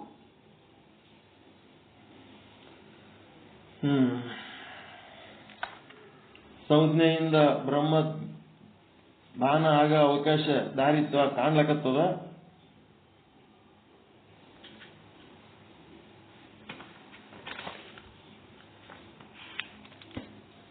ಜೀವ ಭಾವ ಕನಸಿದ್ದಂಗ ಆ ಕನಸ್ಲಿಂತ ನಮ್ಮ ಜೀವನಕ್ಕೆ ಹೆಂಗ್ ಫರಕ್ ಬೀಳಂಗಿಲ್ಲೋ, ನಿದ್ದೆ ಹತ್ತಿದಾಗ ಕನಸು ಬಿದ್ದವನಿಗೆ ಏನಾರ ಮರುದಿನ ಅವನು ಜೀವನದೊಳಗ ನಿತ್ಯ ಜೀವನದಾಗ ಹೆಂಗ್ ಫರಕ್ ಬೀಳಂಗಿಲ್ವೋ, ಹಂಗೆ ನಮ್ಮೊಳಗಿರುವ ಜೀವ ಭಾವದಿಂದ ಆತ್ಮನಿಗೇನು ಫರಕ್ ಬೀಳಂಗಿಲ್ಲ. ಆ ಫರಕ್ ಬೀಳಾರ್ದಂತ ಆತ್ಮ ನಾನದೀನಿ. ಈ ಜೀವ ಭಾವದೊಳಗೆ ಸಂಪತ್ತುಗಳು ಸಂಬಂಧಗಳು ಬೇಕಾದಷ್ಟು ಅದಾವ. ಅವು ಇದ್ರೂ ಅಷ್ಟೇ ಆದ್ರೂ ಅಷ್ಟೇ, ಅವುದರಿಂದ ನನಗೇನು ಫರಕ್ ಬೀಳಲ್ಲ.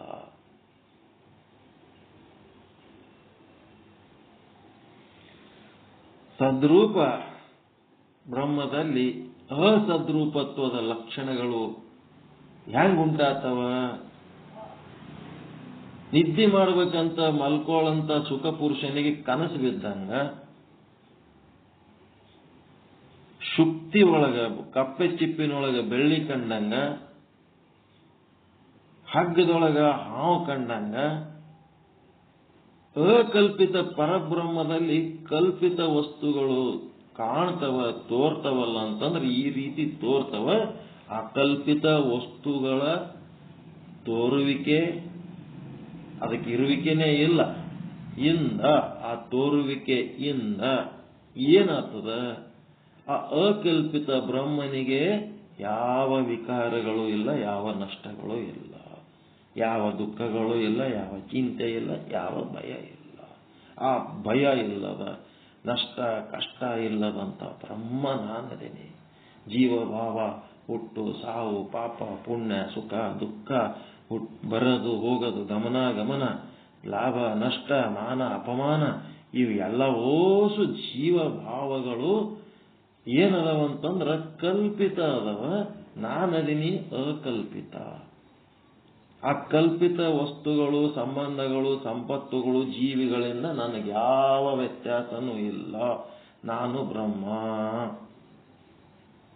ಈಗರ ಸಂಜ್ಞೆ ಅರ್ಥ ಆಯ್ತಾ? ಇನ್ನು ಆಳವಾಗಿ ಹೋಗ್ಬೇಕ.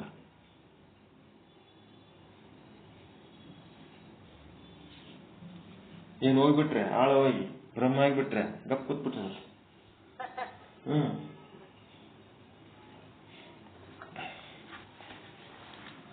ಅವು ನನಗ್ ಸಂಬಂಧ ಬೀಳಂಗೆ. ಮೂರೂ ಶರೀರಗಳು ಸ್ಥೂಲ ಸೂಕ್ಷ್ಮ ಕಾರಣ ಮೂರೂ ಶರೀರಗಳು ತಿಪ್ಪಿಗೆ ಹೋದ್ರೂ ನನಗೇನು ಸಂಬಂಧ ಇಲ್ಲ. ನಾನು ಆತ್ಮ ಇರ್ತೇನೆ. ಸೊಟ್ಟಿ ಸುಲಿದು ತಿಪ್ಪಿಗೆ ಹೋಗೋದ್ರ ಕಾಳು ಅಳ್ತದೇನ್ರಿ? ಎಲ್ಲರೇ ನೀವು ಕಾಳದರೆ ಸೊಟ್ಟಿ ಇದ್ರಿ. ಮತ್ತ ಕಾಳಿಗೇನು ದುಃಖ? ಸೊಟ್ಟಿ ತಿಪ್ಪಿಗೆ ಹೋದ್ರ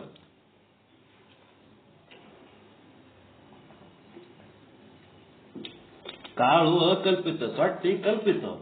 ತಿಪ್ಪಿಗೆ ಹೋಗ್ಯದ ಚಳ್ಳಿ.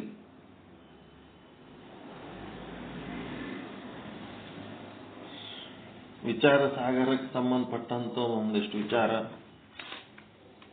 ಶ್ರೀ ವಿಚಾರ ಸಾಗರ ತರಂಗ 5 ಸಾಧು ನಿಶ್ಚಲ್ ದಾಸ್ಜಿಯವರ ಕೃತಿ. 269ನೇ ವಿಷಯಾಂಕ. ಸಂಜ್ಞೆಗಳಿಂದ ಉಪಯೋಗ ಆಗ್ಲಕತ್ತದ ಇಲ್ಲ? ಹೇಳುವ ಸಂಜ್ಞೆಗಳು ಸಂಜ್ಞೆಗಳಿಂದ ಸಮೀಪ ಹೋಗಿ ಅರ್ಥ ಮಾಡ್ಕೊಳ್ಳಷ್ಟು ಅದು ಸಮೀಪಕ್ಕೆ ತಗೊಂಡು ಹೋಗ್ತದ. ಈಗೇನಾಯ್ತು? ವಿಚಾರ ಸಾಗರ ಸಾಧು ನಿಶ್ಚಲ್ ದಾಸ್ಜಿಯವರ ಕೃತಿ 5ನೇ ತರಂಗ ಮಧ್ಯಮಾಧಿಕಾರಿಗೆ ಉಪದೇಶ 269ನೇ ವಿಷಯಾಂಕ. ಈಶ್ವರನ ಪಂಚಕೋಶಗಳು ಜೀವನ ದೃಷ್ಟಿಯಿಂದ ಆಚ್ಛಾದಿಸಿವೆ. 157ನೇ ದೋಹ.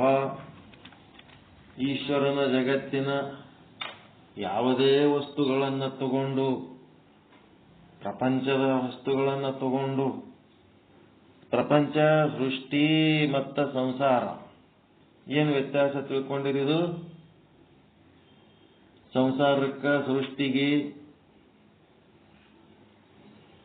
ಸೃಷ್ಟಿ ಅಂದ್ರೆ ಪ್ರಪಂಚ, ಎಲ್ಲ ಪ್ರಪಂಚ. ಸಂಸಾರ ಅಂದ್ರೂ ಪ್ರಪಂಚನೇ, ಸೃಷ್ಟಿ ಅಂದ್ರೂ ಪ್ರಪಂಚನೇ. ಪ್ರತಿಯೊಂದು ಪಂಚಭೂತಗಳಿಂದ ಆಗಿದ್ದಕ್ಕೆ ಪ್ರಪಂಚ ಅಂತಾರ. ಪ್ರಪಂಚ ಅಂದ್ರೆ ಏನು? ಪ್ರತಿಯೊಂದು ಪಂಚಭೂತಗಳಿಂದಲೇ ಆಗ್ಯಾವ. ಎಲ್ಲದರೊಳಗೂ ಅವೇ ಪಂಚಭೂತಗಳದ ಪ್ರಪಂಚ ಅಂತಾರ. ಈಗ ಸೃಷ್ಟಿ ಅಂತಿರಲ್ಲ, ಸೃಷ್ಟಿ ಅಂದ್ರೇನು, ಸಂಸಾರ ಅಂದ್ರೇನು? ವಾಟ್ ಈಸ್ ಸೃಷ್ಟಿ, ವಾಟ್ ಈಸ್ ಸಂಸಾರ?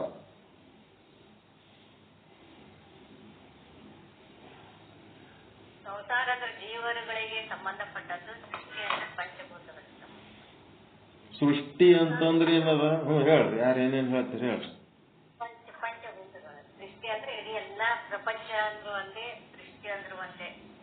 ಆದ್ರೆ ಸಂಸಾರ ಅಂದ್ರೆ ಜೀವನಗಳಿಗೆ ಸಂಬಂಧಪಟ್ಟದ್ದು. ಸೃಷ್ಟಿಕರ್ತ ಅಂದ್ರೆ ಈಶ್ವರ. ಈಶ್ವರ ಏನೇನು ಸೃಷ್ಟಿ ಮಾಡ್ತಾನ ಅದು ಪಂಚಭೂತಗಳ ಪ್ರಪಂಚ ಏನದಲ್ಲ ಅದೆಲ್ಲ ಈಶ್ವರ ಸೃಷ್ಟಿ. ಈಶ್ವರ ಸೃಷ್ಟಿಯೊಳಗೆ ಅವ ಗಂಡ ಹೆಣ್ಣ ಎರಡೇ ಮಾಡ್ಯಾನ. ಜೀವ ಏನ್ ಮಾಡ್ಯಾನ? ಅದ್ರೊಳಗಿಂದ ಒಂದು ವ್ಯಕ್ತಿಯನ್ನ ತಗೊಂಡು ತನ್ನ ಗಂಡ ಅಂತ, ತನ್ನ ಹೆಂಡತಿ ಅಂತ ಮಾಡ್ಕೊಂಡು ಮಕ್ಕಳಾಡ್ತಾನ. ಜೀವನಿಂದ ಸೃಷ್ಟಿಯಾಗಿ ಜೀವನಿಂದ ಕಲ್ಪಿತ ಆಗಿದ್ದು ಸಂಸಾರ. ಈಶ್ವರ ಕಲ್ಪಿತ ಸೃಷ್ಟಿ.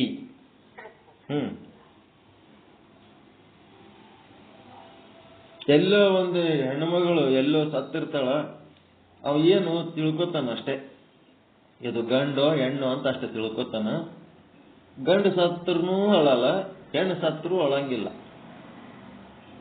ಆ ಹೆಣ ಗಂಡಿದ್ರೇನು, ಆ ಹೆಣ ಹೆಣ್ಣಿದ್ರೆ ಏನು, ಆ ಹೆಣ ಗಂಡಿದ್ರೆ ಏನು, ಆ ಹೆಣ ಸಣ್ಣ ಕೂಸಿಂದಿದ್ರೆ ಏನ್ ಮಾಡೋದು? ಅಳಂಗಿಲ್ಲ. ಅವ ಗಂಡು ಸತ್ರು ಅಳಂಗಿಲ್ಲ, ಹೆಣ್ಣು ಸತ್ರು ಅಳಂಗಿಲ್ಲ, ಕೂಸು ಸತ್ರು ಅಳಂಗಿಲ್ಲ. ಅದಕ್ಕೆ ಈಶ್ವರ ಸೃಷ್ಟಿ ಏನದ? ಗಂಡ ಹೆಣ್ಣ ಸಂತಾನ ಅಷ್ಟೇ. ಅದು ದುಃಖಕ್ಕೆ ಕಾರಣ ಇಲ್ಲ. ಈಶ್ವರ ಸೃಷ್ಟಿ ದುಃಖಕ್ಕೆ ಕಾರಣ ಇಲ್ಲ. ಇವ ದುಃಖ ಯಾವಾಗ ಪಡ್ತಾನ ಜೀವ ಅಂತಂದ್ರೆ ಮನೆಗೆ ಹೋದ್ಮೇಲೆ ತಾನು ಗಂಡ ಸತ್ತಿದ್ದ, ತಾನು ಹೆಣಿಗೆ ಸತ್ತಿದ್ದಳು, ತನ್ನ ಮಗ ಸತ್ತಿದ್ನಂತಂದ್ರೆ ಅಳತಾನೆ. ಸಂಸಾರ ದುಃಖ ಕಾರಣ. ಸೃಷ್ಟಿಯ ದುಃಖ ಇಲ್ಲ. ಈಶ್ವರನ ಸೃಷ್ಟಿ ದುಃಖ ಕಾರಣ ಇಲ್ಲದು. ಆ ಈಶ್ವರನ ಸೃಷ್ಟಿ ಒಳಗಿನ ಒಂದಿಷ್ಟು ಕಲ್ಲ ಮಣ್ಣ ತಗೊಂಡು ಏನಾಯ್ತು, ತಾನೊಂದು ಮನಿ ಕಟ್ಕೊಂಡನ. ಆ ಮನಿಗೆ ಏನಾರ ಆಯ್ತಂದ್ರೆ ದುಃಖ ಪಡ್ತಾನ ಸಂಸಾರ. ಆ ಮನಿಗೆ ಏನಾರ ಸಮಸ್ಯೆ ಆಯ್ತಂದ್ರೆ ಅವನು ದುಃಖ ಪಡ್ತಾನ.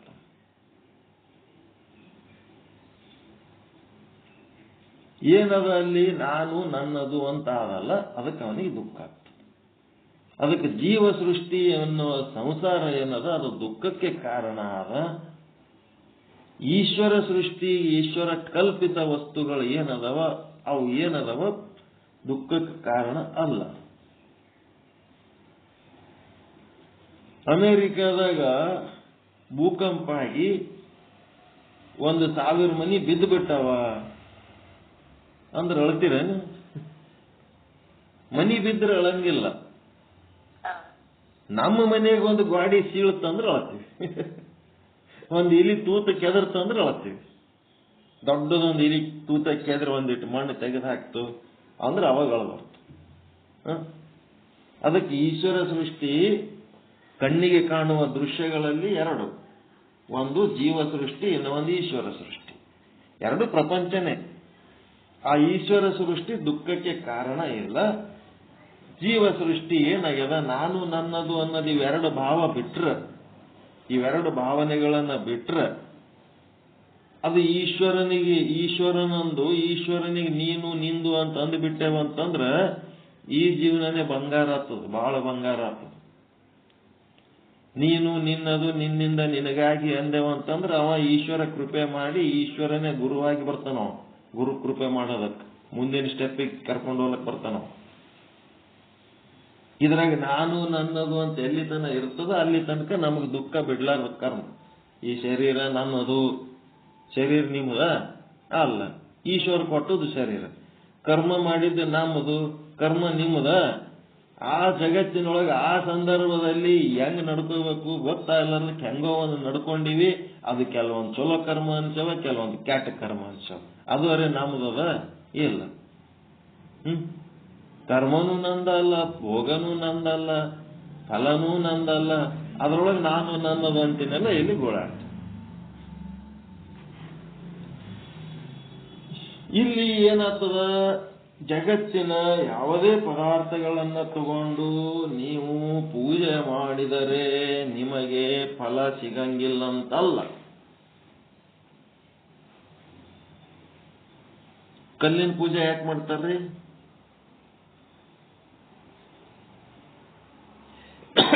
ನೀವು ನಿಂತನೆಲ್ಲ ಗಟ್ಟಿ ಇರ್ಬೇಕಾ ಬೇಡ? ಕಠಿಣ ಏನು ಉಸುಕಿತ್ತು, ಕೆಸರಿತ್ತು, ರಾಡಿ ಇದ್ರ ಬದುಕ್ಲಕ್ ಬರ್ತದ?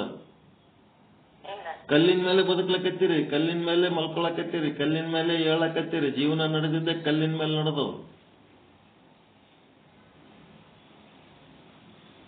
ಮತ್ತೇನಾಗಬೇಕು? ಕಲ್ಲಾಗು ಕಷ್ಟಗಳ ಮಳೆಯ ವಿಧಿ ಸುರಿಯೇ, ಹುಲ್ಲಾಗು ಬೆಟ್ಟದಡಿ ಮನೆಗೆ ಮಲ್ಲಿಗೆಯಾಗು, ಕಲ್ಲಾಗು ಕಷ್ಟಗಳ ಮಳೆಯ ವಿಧಿ ಸುರಿಯೇ. ನಾನು ಕಲ್ಲಿನಂತೆ ಕಠಿಣ ಆಗಬೇಕು. ಈ ಜಗತ್ತಿನೊಳಗೆ ಎಷ್ಟೇ ಕಷ್ಟಗಳು ಬಂದ್ರು ಅದನ್ನ ತಡ್ಕೊಳ್ಳುವಂತ ಶಕ್ತಿ ನನಗಾಗಬೇಕು. ನಾ ಕಲ್ಲಾಗಬೇಕು. ಇವೆಲ್ಲ ಅರ್ಥ ಮಾಡಿಕೊಂಡು ನೀವು ಕಲ್ಲಿನ ಪೂಜೆ ಮಾಡಿದ್ರಿ ಅಂದ್ರೆ ನಿಮ್ಗೆ ಕಲ್ಲಿನ ಫಲ ಸಿಕ್ತು. ಕಲ್ಲಿನ ಬಗ್ಗೆನೇ ಚಿಂತನೆ ಮಾಡ್ಬೇಕು. ಕಲ್ಲು ಹಿಡ್ಕೊಂಡು ಪೂಜೆ ಮಾಡ್ಲಕತ್ತೀರಿ ಅಂದ್ರೆ ಕಲ್ಲಿನ ಬಗ್ಗೆ ಒಂದ್ ಸ್ವಲ್ಪ ಚಿಂತನೆ ಮಾಡ್ರಿ ಅಂತ ಅದರ ಅರ್ಥ. ಕೊಳ್ಳನ್ ಲಿಂಗ ಇರ್ಬೋದು, ಗುಡಿಯನ್ ದೇವ್ರು ಇರ್ಬೋದು, ವಿಗ್ರಹ ಇರ್ಬೋದು, ಗುಡಿ ಇರ್ಬೋದು. ಕಲ್ಲು ನಿನ್ನ ಜೀವನಕ್ಕೆ ಎಷ್ಟು ಆಸರ ಆಗ್ಯದ ಅನ್ನೋದು ಒಂದ್ ಸ್ವಲ್ಪ ನೀನು. ಒಂದು ನಾಯಿ ಬೆನ್ನು ಹತ್ತಿತ್ತಂತಂದ್ರೆ ನಿಮ್ಗೆ ರಕ್ಷಣೆ ಮಾಡ್ಲಿಕ್ಕೆ ಒಂದು ಕಲ್ಲೇ ಬೇಕಾಗ್ತದೆ. ರೋಡಿನ ತುಂಬಾ ಓಡಾಡಿದ್ರು ಒಂದು ಕಲ್ಲು ಸಿಗಲಿಲ್ಲ ಅಂದ್ರೆ ನಾಯಿ ನಿಮ್ಮನ್ನು ತಿಂದು ಮುಗಿಸ್ಬಿಡ್ತಾವ. ಕಲ್ಲು ನಿಮಗೆ ರಕ್ಷಣೆ ಮಾಡ್ಲಕತ್ತದ. ಕಲ್ಲಿನ ಮೇಲೆ ಬದುಕ್ಲಕತ್ತೀರಿ. ಕಲ್ಲಿನ ಬಗ್ಗೆ ಒಂದಿಟ್ಟು ಚಿಂತನೆ ಮಾಡ್ಬೇಕಂತ ಕಲ್ಲು. ನಿಮ್ಮ ಶರೀರದಾಗ 70% ನೀರದು. ಒಂದ್ ಸ್ವಲ್ಪ ನೀರು ಕಡಿಮೆ ಇತ್ತಂತಂದ್ರೆ ಕಣ್ಣು ಬೆಳಗ್ಗೆ ಮಾಡ್ತೀರಿ. ಆ ನೀರಿನ ಬಗ್ಗೆ ಒಂದ್ ಸ್ವಲ್ಪ ಚಿಂತನೆ ಇರಲಿ ಅಂತ. ನೀವು ನೀರಿನ ಬಗ್ಗೆ ಚಿಂತನೆ ಮಾಡಿ, ಈಶ್ವರ ಎಂತ ಕಲ್ಲಿನ ಜೀವನ ಕೊಟ್ಟಿದೆ, ಎಂತ ಇದು ಕೊಟ್ಟಿದೆಪ್ಪ, ನೀರು ಕೊಟ್ಟಿದೆ, ಎಷ್ಟು ಪವಿತ್ರವಾದ ನೀರು, ಎಷ್ಟು ರುಚಿ ರುಚಿಯಾದ ನೀರು. ಒಂದ್ ಸ್ವಲ್ಪ ದೇವರಿಗೆ ನೆನೆಸಿದ್ರೆ ಅವ ಇನ್ನೊಂದಿಟ್ಟು ಕೊಡ್ತಾನೆ. ಒಂದು ಕೊಟ್ಟವನಿಗೆ ಹೊಗಳಿದ್ರಿ ಅಂದ್ರೆ ಇನ್ನೂ ಒಂದು ಕೊಡ್ತಾನೆ. ಊಟ ಮಾಡಾಗ ನಿಮ್ಗೆ ಊಟ ಮಾಡೋ ಟೈಮ್ನಾಗ ಇದು ಯಾವ ಪಲ್ಯ ರೀ, ಎಷ್ಟು ರುಚಿ ಆಗ್ಯದ ಅಂದ್ರೆ ಸಾಕ ಪಲ್ಯದ ಬೊಗಣಿನೇ ಮುಂದೆ ತಂದು ಇಡ್ತೀರಿ. ಪಾಪ ರುಚಿ ಆಗ್ಯದ ಅಂತ ಇನ್ನೊಂದಿಟ್ಟು ಉಣ್ಲ ಅಂತ. ಮನುಷ್ಯರೇ ಹಿಂಗ ಚಲೋದು ತಂದು ಪಲ್ಯ ಚಟ್ನಿ ಬೊಗಣಿ ಮುಂದಿಡೋ ಟೈಮ್ನೊಳಗ ಈಶ್ವರ ನೀ ಕಲ್ಲು ಕೊಟ್ಟಿದ್ದಕ್ಕ ಈ ಜಗತ್ತಿನಾಗ ಏಟ್ ಉಪಯೋಗ, ಇನ್ನೊಂದಿಷ್ಟು ಕಲ್ಲು ಕೊಡ್ತಾನ, ಇನ್ನೊಂದಿಷ್ಟು ಪ್ಲಾಟ್ ಕೊಡ್ತಾನ, ಇನ್ನೊಂದಿಟ್ಟು ಆಸ್ತಿ ಕೊಡ್ತಾನ. ಕಲ್ಲಿನ ಪೂಜೆ ಮಾಡಿದ್ರಿ ಅಂದ್ರೆ ನೀವು ಪೂಜೆ ಮಾಡುವ ಕಲ್ಲು ಜಗತ್ತಿನ ಇಡೀ ಎಲ್ಲಾ ಕಲ್ಲಿನ ಗುಡ್ಡದ ರೆಪ್ರೆಸೆಂಟೇಟಿವ್ ಹೌದಾ ಅಲ್ಲ, ಅದು ಪ್ರತಿನಿಧಿ ಹೌದಾ ಅಲ್ಲ. ನೀವು ಪೂಜೆ ಮಾಡೋ ನೀರು, ಆ ನೀರು ಇಡೀ ಜಗತ್ತಿನೊಳಗಿರುವ ನೀರಿಂದ ಪ್ರತಿನಿಧಿ ಹೌದಾ ಅಲ್ಲ. ನೀವು ಪಂಚಭೂತಗಳನ್ನು ಬಳಸ್ಕೊಂಡು ಬದುಕುವಾಗ ಪಂಚಭೂತಗಳನ್ನು ತಗೊಂಡು ನೀವು ದೇವರಿಗೆ ಥ್ಯಾಂಕ್ಸ್ ಹೇಳಿದ್ರಿ ಅಂದ್ರೆ ಅವ ಇನ್ನೊಂದಿಟ್ಟು ಪಂಚಭೂತಾತ್ಮಕ ಪ್ರಪಂಚ ನಿಮ್ಮ ಮನೆಗೆ ವಾಟ್ತಂತ. ಇವು ಪಡ್ಕೊಂಡು ಖುಷಿ ಪಡ್ಲಕತ್ತದ ಜೀವ ಅಂತ ಅಂದ್ಮೇಲೆ ಇನ್ನೊಂದಿಟ್ಟು ತಗೊಳ್ಳಿ, ಇನ್ನೊಂದಿಟ್ಟು ಅನುಭವಿಸ್ಲಿ ಅಂತ ತಂದಿಡ್ತಾನ. ಅದಕ್ಕೆ ಪೂಜಾ ಫಲ ಸಿಗ್ತು, ಸಿಗಂಗಿಲ್ಲ ಅಂತಲ್ಲ. ನಾ ಪೂಜೆ ಮಾಡೋದೇ ಹೇಳ್ಬೇಕಾದ್ರೆ ನಾನು ದಾರಿ ತಪ್ಪಿ ಬಿಡ್ತದ, ವಿಚಾರ ಸಾಗರ ಬಿಟ್ಟು ಬಹಳ ದೂರ ಹೋಗ್ಬಿಡ್ತೀನಿ ನಾನು. ಪೂಜಾ ಸುದ್ದಿ ಒಂದ್ ಹೇಳಿನಿ, ನೀವು ಪೂಜಾದಾಗ ಏನೇನು ಸಾಮಾನುಗಳು ಬಳಸ್ತೀರಿ ಆ ಎಲ್ಲದರಿಂದ ಪರಮಾತ್ಮನ ಒಂದು ದೇಣಿಗೆಯ ಒಂದು ಉಪಕೃತಿ ಸ್ಮರಣೆ ಅದ. ನೀವು ಹೆಂಗ ಉಪಕೃತಿ ಸ್ಮರಣೆ ಮಾಡ್ತೀರಿ ಹಂಗಂಗ ಏನಾಗ್ತದ, ಪರಮಾತ್ಮನ ಉಪಕೃತಿ ಸ್ಮರಣೆ ಮಾಡಿದಂಗ ಅದ್ರ ಫಲ ಬರ್ತು, ಹೆಚ್ಚು ಫಲ ಕೊಡ್ಬೋದು ಹೋಗ್ತಾನ. ಅದು ಆದ್ಮೇಲೆ ಅದಕ್ಕೆ ಏನಂತಾರೆ, ಸಕಾಮ ಕರ್ಮೋಪಾಸನೆಗಳು. ಹೊರಗಿಟ್ಟರೆ ಪೂಜೆ ಮಾಡ್ರಿ, ಎಲ್ಲ ಒಳಗ್ ಮನಸ್ಸಿನಾಗ ಇಟ್ಕೊಂಡರೆ ಪೂಜೆ ಮಾಡ್ರಿ. ಸಕಾಮ ಕರ್ಮೋಪಾಸನೆಗಳಿಂದ ನಿಮ್ಮ ಲೌಕಿಕ ಭೋಗಗಳಿಗೆ ಅನುಕೂಲ. ಈ ಜಗತ್ತಿನೊಳಗೆ ಬದುಕ್ತೀವಿ 100 ವರ್ಷ ಅಂತ ಅಂದ್ಮೇಲೆ ಲೌಕಿಕ ಭೋಗಗಳನ್ನು ಬೇಕಲ್ಲ. ಇಹದಲ್ಲಿ ಭೋಗ, ಆದ್ರೆ ಮೋಕ್ಷ ಆಗಂಗಿಲ್ಲ. ಆತ್ಮ ಪರಮಾತ್ಮ ಸಂಬಂಧಿ ಮೋಕ್ಷ ಆಗುವುದಿಲ್ಲ. ಮನುಷ್ಯನ ಗುರಿ ಇಹಲೋಕದಲ್ಲಿ ಭೋಗ ಮಾಡಿ ಬದುಕಿ ಸಾಯದಲ್ಲ, ಮೋಕ್ಷ ನಮ್ಮ ಗುರಿ. ಮುಂದೆ ಸಕಾಮ ಬೇಡಪ್ಪ, ದೇವರಿಗೆ ಏನೂ ಬೇಡದ ಬೇಡ, ನಿಷ್ಕಾಮ ಮಾಡಮು ಅಂತಂದ್ರ ಏನಾಗ್ತದ, ನಿಷ್ಕಾಮ ಕರ್ಮದಿಂದ 4 ಕೆಲಸ. ಒಂದು ನಿರ್ಮಲ ಚಿತ್ತ, ನಿಮ್ ಚಿತ್ತ ನಿರ್ಮಲ ಆಗ್ತದ ನಿಷ್ಕಾಮ ಕರ್ಮ ಉಪಾಸನೆಯಿಂದ. ಮತ್ತೆ ಚಿತ್ತ ನಿಶ್ಚಲ ಆಗ್ತದ. ಮತ್ತೆ ನೀವು ಹ್ಯಾಂಗ ಧ್ಯಾನ ಮಾಡ್ಕೋತೀರಿ ಹಂಗಂಗ ನಿಮ್ಗೆ ಅಂಡರ್ಸ್ಟ್ಯಾಂಡಿಂಗ್ ಕೆಪಾಸಿಟಿ ಜಾಸ್ತಿ ಆಗಿ ತೀಕ್ಷ್ಣ ಚಿತ್ತ ಆಗ್ತದ. ನೀವು ಧ್ಯಾನ ಮಾಡೋ ರೂಢಿ ಮಾಡ್ಕೊಂಡು ಹೊಂದಂಗ ಹೆಂಗ ನೀವು ಪ್ರಾಮಾಣಿಕವಾಗಿ ಧ್ಯಾನ ಮಾಡ್ತೀರಿ ಹಂಗ ಲೌಕಿಕ ಸಂಬಂಧ ಸಂಪತ್ತುಗಳ ಎಲ್ಲ ಒಂದು ಟಾರ್ಚರ್ ಕಡಿಮೆ ಹಾಕೋತ ಹೋಗ್ತದೆ. ಮುಕ್ತಿ ಕಡೆ ಹೋಗ್ತೀರಿ, ಫ್ರೀ ಮುಕ್ತಿ ಹೊಂದುತ್ತೀರಿ. ಅಂದ್ರೇನು, ಜವಾಬ್ದಾರಿಗಳಿಂದ ಮುಕ್ತ ಆಗ್ತೀರಿ, ದುಡಿಮೆಗಳಿಂದ ಮುಕ್ತ ಆಗ್ತೀರಿ, ಬಯಸುವುದರಿಂದ ಮುಕ್ತ ಆಗ್ತೀರಿ, ಎಲ್ಲದರಿಂದ ಮುಕ್ತ ಆಗ್ಬಿಡ್ತೀರಿ, ಫ್ರೀ ಆಗ್ತೀರಿ. ಈ ಮುಕ್ತ ಆದ್ರ ಏನಾಗ್ತದ ಅಂದ್ರೆ ಬಿಡುಗಡೆ ಆಯ್ತು ಅಂತಂದ್ರ ಇದು ಮೋಕ್ಷ ಅಲ್ಲ. ಮುಕ್ತಿ ಟೆಂಪರರಿ, ಮೋಕ್ಷ ಶಾಶ್ವತ. ಈಗ ಒಬ್ಬವ ಕಳ್ಳ ಕಳು ಮಾಡ್ಯಾನ ಅಂತಂದ್ಮೇಲೆ ಕಳ್ಳಗ ಮನೆಯವ್ರು ತಿಳಿಸಿ ಹೇಳಿದ್ರು ಕೇಳಲಿಲ್ಲ, ಓಣೆನವ್ರು ಹೇಳಿದ್ರು ಕೇಳಲಿಲ್ಲ. ಕಡೆಗೆ ಅವನಿಗೆ ಏನಾಯ್ತು, ಪೊಲೀಸ್ ಸ್ಟೇಷನ್ದಾಗ ಒಯ್ದು ಹಾಕಿದ್ರು. ಏನೋ ದೊಡ್ಡದೊಂದು ಕಳ್ಳತನನೇ ಮಾಡ್ದ. ಕಳ್ಳತನ ಮಾಡಿದ್ಮೇಲೆ ಏನಾಯ್ತು, ಅವರು ಪೊಲೀಸ್ ಒಯ್ದು ಜಡ್ಜಿನ ಮುಂದೆ ನಿಂದಿರ್ಸಿದ್ರು. ಪೊಲೀಸರ ಕೆಲಸ ಜಡ್ಜಿನ ಮುಂದೆ ನಿಂದಿರ್ಸೇ ಒಂದು ಕೆಲಸ.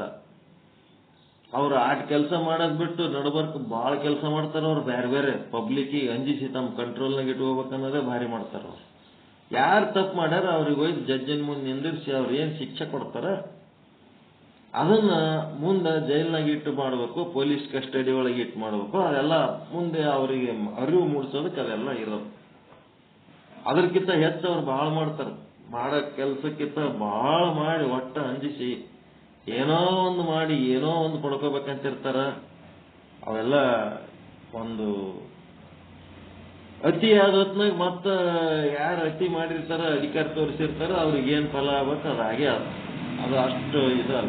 ಅದಿರ್ಲಿ, ಅದು ಹೆಂಗೆ ಇರಲಿ. ನೆಕ್ಸ್ಟ್ ಏನಪ್ಪಾ ಅಂತಂದ್ರ, ಇಲ್ಲಿ ಕಳ್ಳಗೊಯ್ದು ಜೈಲ್ನಾಗ ಇಟ್ರು. ಇಷ್ಟು ದಿವಸ ನೀನ್ ಜೈಲ್ನಾಗ ಇರ್ಬೇಕು, ಇಷ್ಟು ತಿಂಗಳು ಇರ್ಬೇಕು, ಇಷ್ಟು ದಂಡ ಕಟ್ಟಬೇಕು ಅಂತ. ಈಗೇನಾಯ್ತು, ಅವ ಒಳಗ್ ಕೂತ ಅವ್ರೇನ್ ಹೇಳಿದ್ ಮಾಡ್ಕೊತ ಜೈಲ್ನಾಗ ಅವಂದು ಬಿಡುಗಡೆ ಸಮಯ ಬಂತು. ಬಿಡುಗಡೆ ಸಮಯ ಬಂದ್ಮೇಲೆ ಅವ ಬಿಡುಗಡೆಯಾಗಿ ಜೈಲಿನಿಂದ ಹೊರಗೆ ಬಂದ. ಜೈಲಿನಿಂದ ಹೊರಗೆ ಬಂದವನಿಗೆ ಏನಂತಾರ? ಮೋಕ್ಷ ಆಗ್ಯದಂತಾರ, ಮುಕ್ತ ಆದನಂತಾರ. ಮುಕ್ತ ಆದವ. ಜೈಲಿನಿಂದ ಹೊರಗೆ ಬಂದವ ಮತ್ತೆ ಕಳು ಮಾಡಿ ಜೈಲಿನಾಗ ಹೋಗಂಗಿಲ್ಲ ಅಂತ ಏನ್ ಗ್ಯಾರಂಟಿ? ಹೊರಗೆ ಬಂದ್ಮೇಲೆ ಇದೇ ಮಕ್ಕಳು ನನಗೆ ಜೈಲ್ನಾಗ ಹೋಗಂಗ ಮಾಡ್ಯಾರ, ಇವ್ರಿಗೆ ಬಿಡಬಾರ್ದಂತೇಳಿ ಮತ್ತೆ ಅವ್ರಿಗೆ ಡಬಲ್ ತನ್ನ ಶಕ್ತಿ ಬೆಳೆಸ್ಕೊಂಡು ಮತ್ತೆ ಅವ್ರಿಗೆ ಮೆತ್ತಗೆ ಮಾಡಿದ್ನಂತಂದ್ರ ಮುಕ್ತಿಲಿಂತ ಅವ ಮತ್ತೆ ತಪ್ಪು ಮಾಡಿ ಮತ್ತೆ ಶಿಕ್ಷೆಗೆ ಒಳಗಾಗಂಗಿಲ್ಲ ಅಂತಿಲ್ಲ. ಅವ ಮತ್ತೆ ತಪ್ಪು ಮಾಡಿ ಮತ್ತೆ ಶಿಕ್ಷೆಗೆ ಒಳಗಾಗ್ಲಾರ್ದಂತ ಗ್ಯಾರಂಟಿ ಏನಲ್ಲ ಅದು ಮುಕ್ತಿ ಅಂದ್ರ. ಆಗಿನ ಪೂರ್ತಕದ ಟೆಂಪರರಿ. ಹಸಿವಾದವನಿಗೆ ಊಟಕ್ಕೆ ಹಾಕಿದಂಗ ಮತ್ತೊಂದು 3 ತಾಸಿಗೆ ಮತ್ತೆ ಹಸಿವಾಗಂಗಿಲ್ಲ ಏನವನಿಗೆ.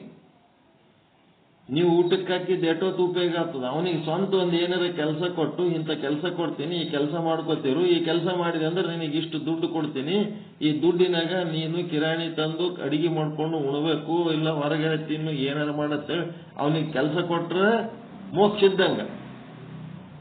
ಒಂದ್ ಹೊತ್ತು ಊಟ ಕೊಟ್ರೆ ಮುಕ್ತಿ ಇದ್ದಂಗ. ಈಗ ಕಳ್ಳಗ ಏನಾಯ್ತು, ಮುಕ್ತಿ ಆಗ್ಯದಲ್ಲ, ಅವ ಮೋಕ್ಷ ಆಗ್ಬೇಕಾದ್ರೆ ಏನ್ ಮಾಡ್ಬೇಕವ?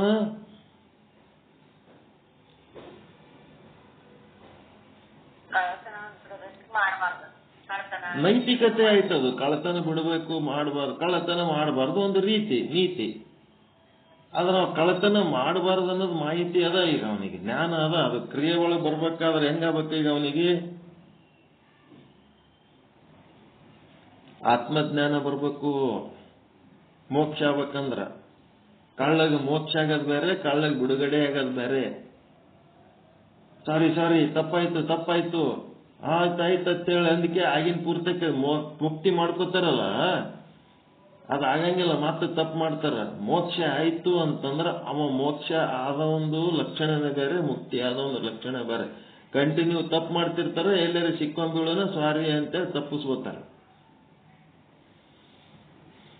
ಆದ್ರ ಅವನಿಗೆ ಆತ್ಮಜ್ಞಾನ ಬರಬೇಕು. ಕಳ್ಳಗೆ ಆತ್ಮಜ್ಞಾನ ಬರೋದು ಹೆಂಗ್ ಬರಬೇಕು?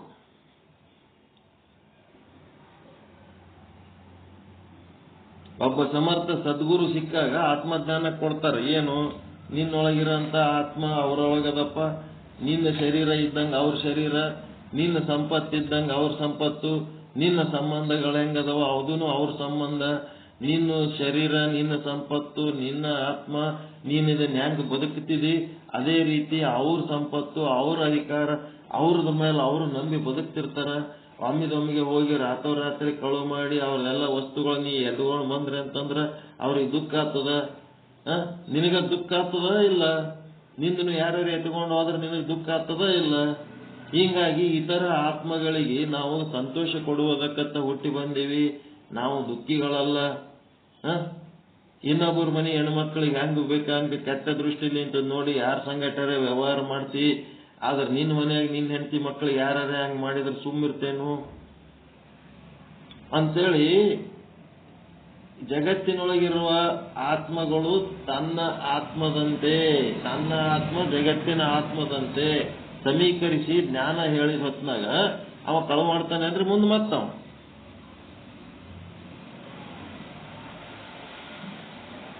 ಕಳು ಮಾಡ್ತಾನೆ. ಹಂಗ ಆತ್ಮಜ್ಞಾನಕ್ಕೆ ಬಂದವ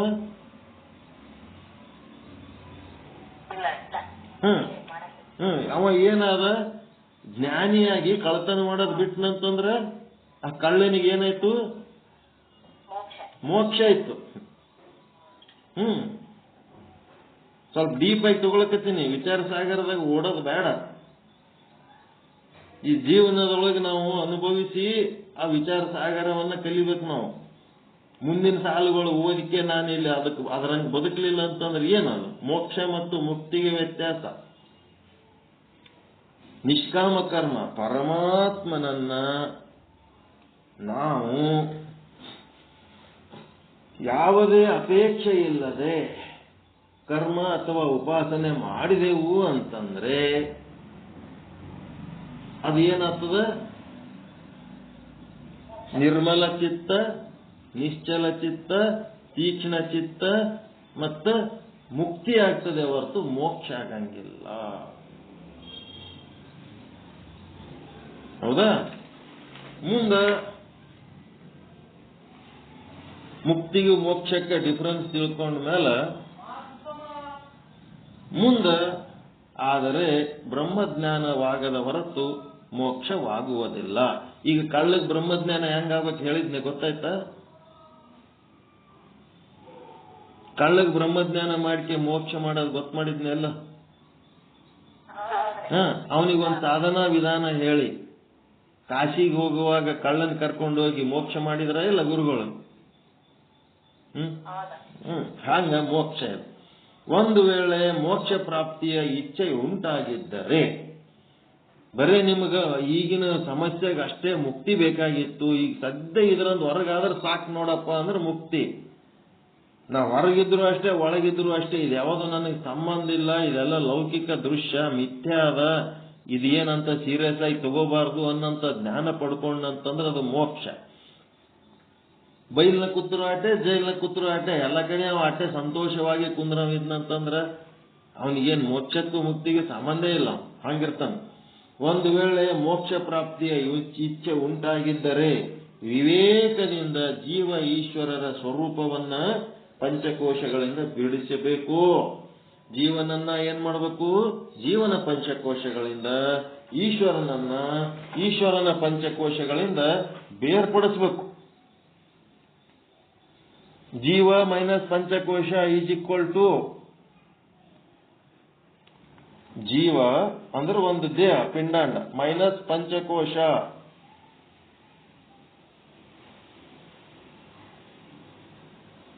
ಮತ್ತೆ ಈಶ್ವರ ಮೈನಸ್ ಪಂಚಕೋಶ ಏನಾಗ್ತದ? ಶುದ್ಧ ಬ್ರಹ್ಮ ಆಗ್ತದ. ಬ್ರಹ್ಮಜ್ಞಾನ ಬೇಕಿತ್ತು ಅಂತಂದ್ರೆ ಈಶ್ವರನ ಪಂಚಕೋಶಗಳಿಂದ ಜೀವನ ಪಂಚಕೋಶಗಳಿಂದ ಬಿಡುಗಡೆ ಮಾಡ್ಬೇಕು ಅವನಿಗೆ. ಅವು ಅಲ್ಲ, ಅವನಿನ್ನೂ ಅಲ್ಲ.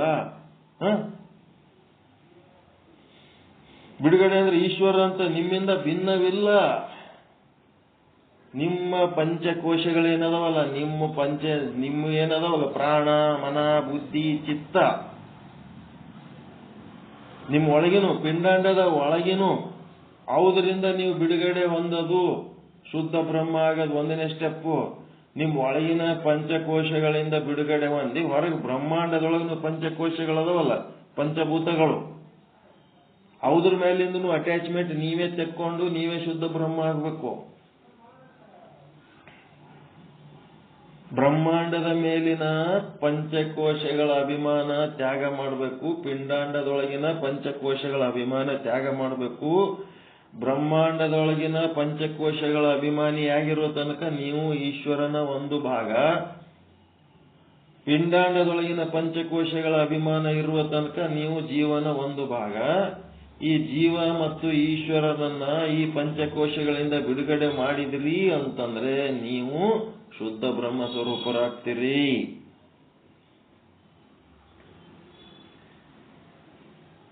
ತಿಳಿತ ಮೂಲ ಪಂಚಕೋಶಗಳಿಂದ ಬಿಡುಗಡೆ.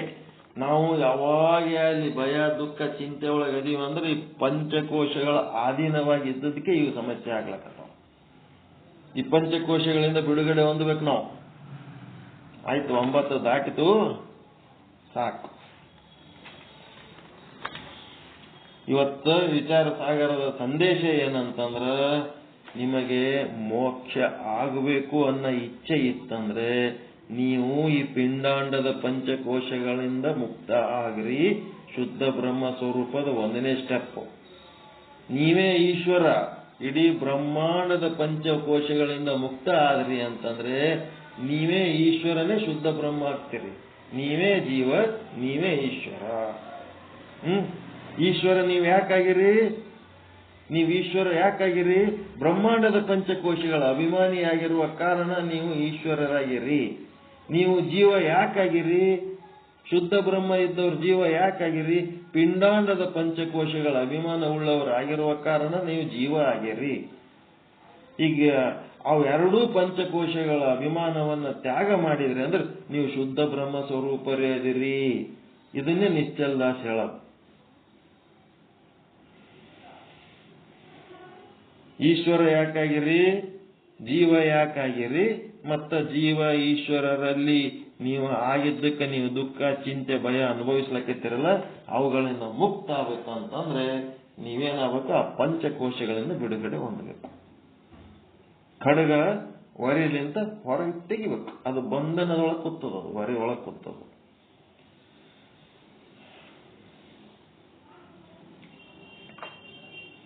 ಪಂಚಕೋಶಗಳ ಬಿಡುಗಡೆ ಮಾಹಿತಿ ಇವತ್ತ ಅತ್ಯಮೂಲ್ಯವಾದ ಮಾಹಿತಿ. ಅದು ಅವುಗಳಿಂದ ಬಿಡುಗಡೆ ಹೊಂದಬೇಕಂದ್ರೆ ಅವುಗಳ ಮೇಲಿನ ಅಭಿಮಾನ ಬಿಡಬೇಕು.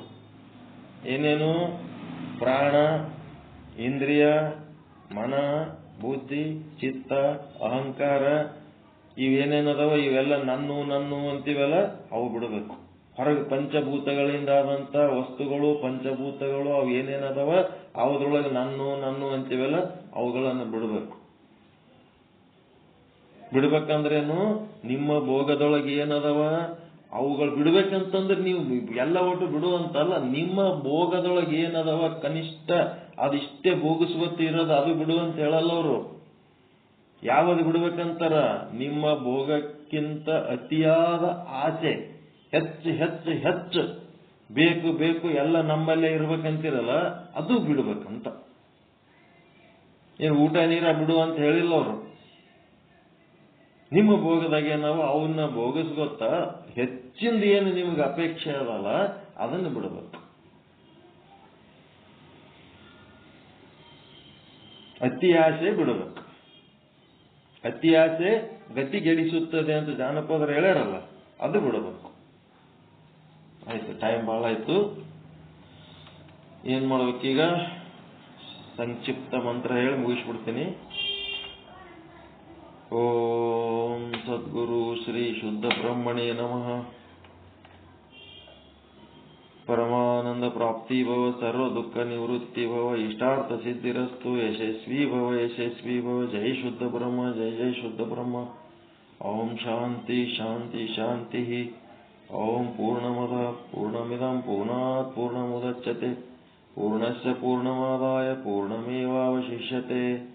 ಓಂ ಶಾಂತಿ ಶಾಂತಿ ಶಾಂತಿ. ಎಲ್ಲರಿಗೂ ಶರಣಾರ್ಥಿ. ಎಲ್ಲರಿಗೂ ಶರಣಾರ್ಥಿ. ಎಲ್ಲ ಶುದ್ಧಾತ್ಮರಿಗೆ ಶರಣಾರ್ಥಿ. ಎಲ್ಲರಿಗೂ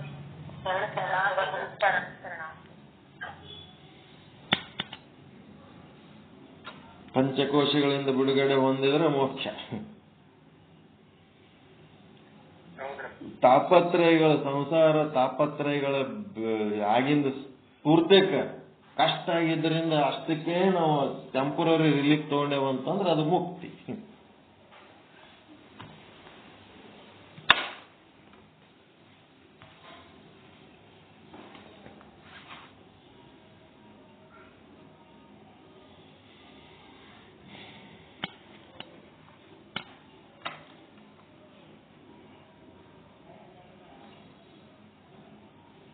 ಅದಕ್ಕೆ ಮುಕ್ತಿ ಏನ್ ಮಾಡ್ಲಕತ್ತೀವಿ, ಮೋಕ್ಷಕ್ಕೆ ಏನ್ ಮಾಡ್ಲಕತ್ತೀವಿ ತಿಳ್ಕೋಬೇಕು. ಮುಕ್ತಿಗಿಂತ ಮೋಕ್ಷ ಹೆಚ್ಚದ ಅಂತ ಆತ್ಮಜ್ಞಾನ ಪಡ್ಕೊಂಡು ಮೋಕ್ಷದ ಕಡೆ ಹರಿಬೇಕು.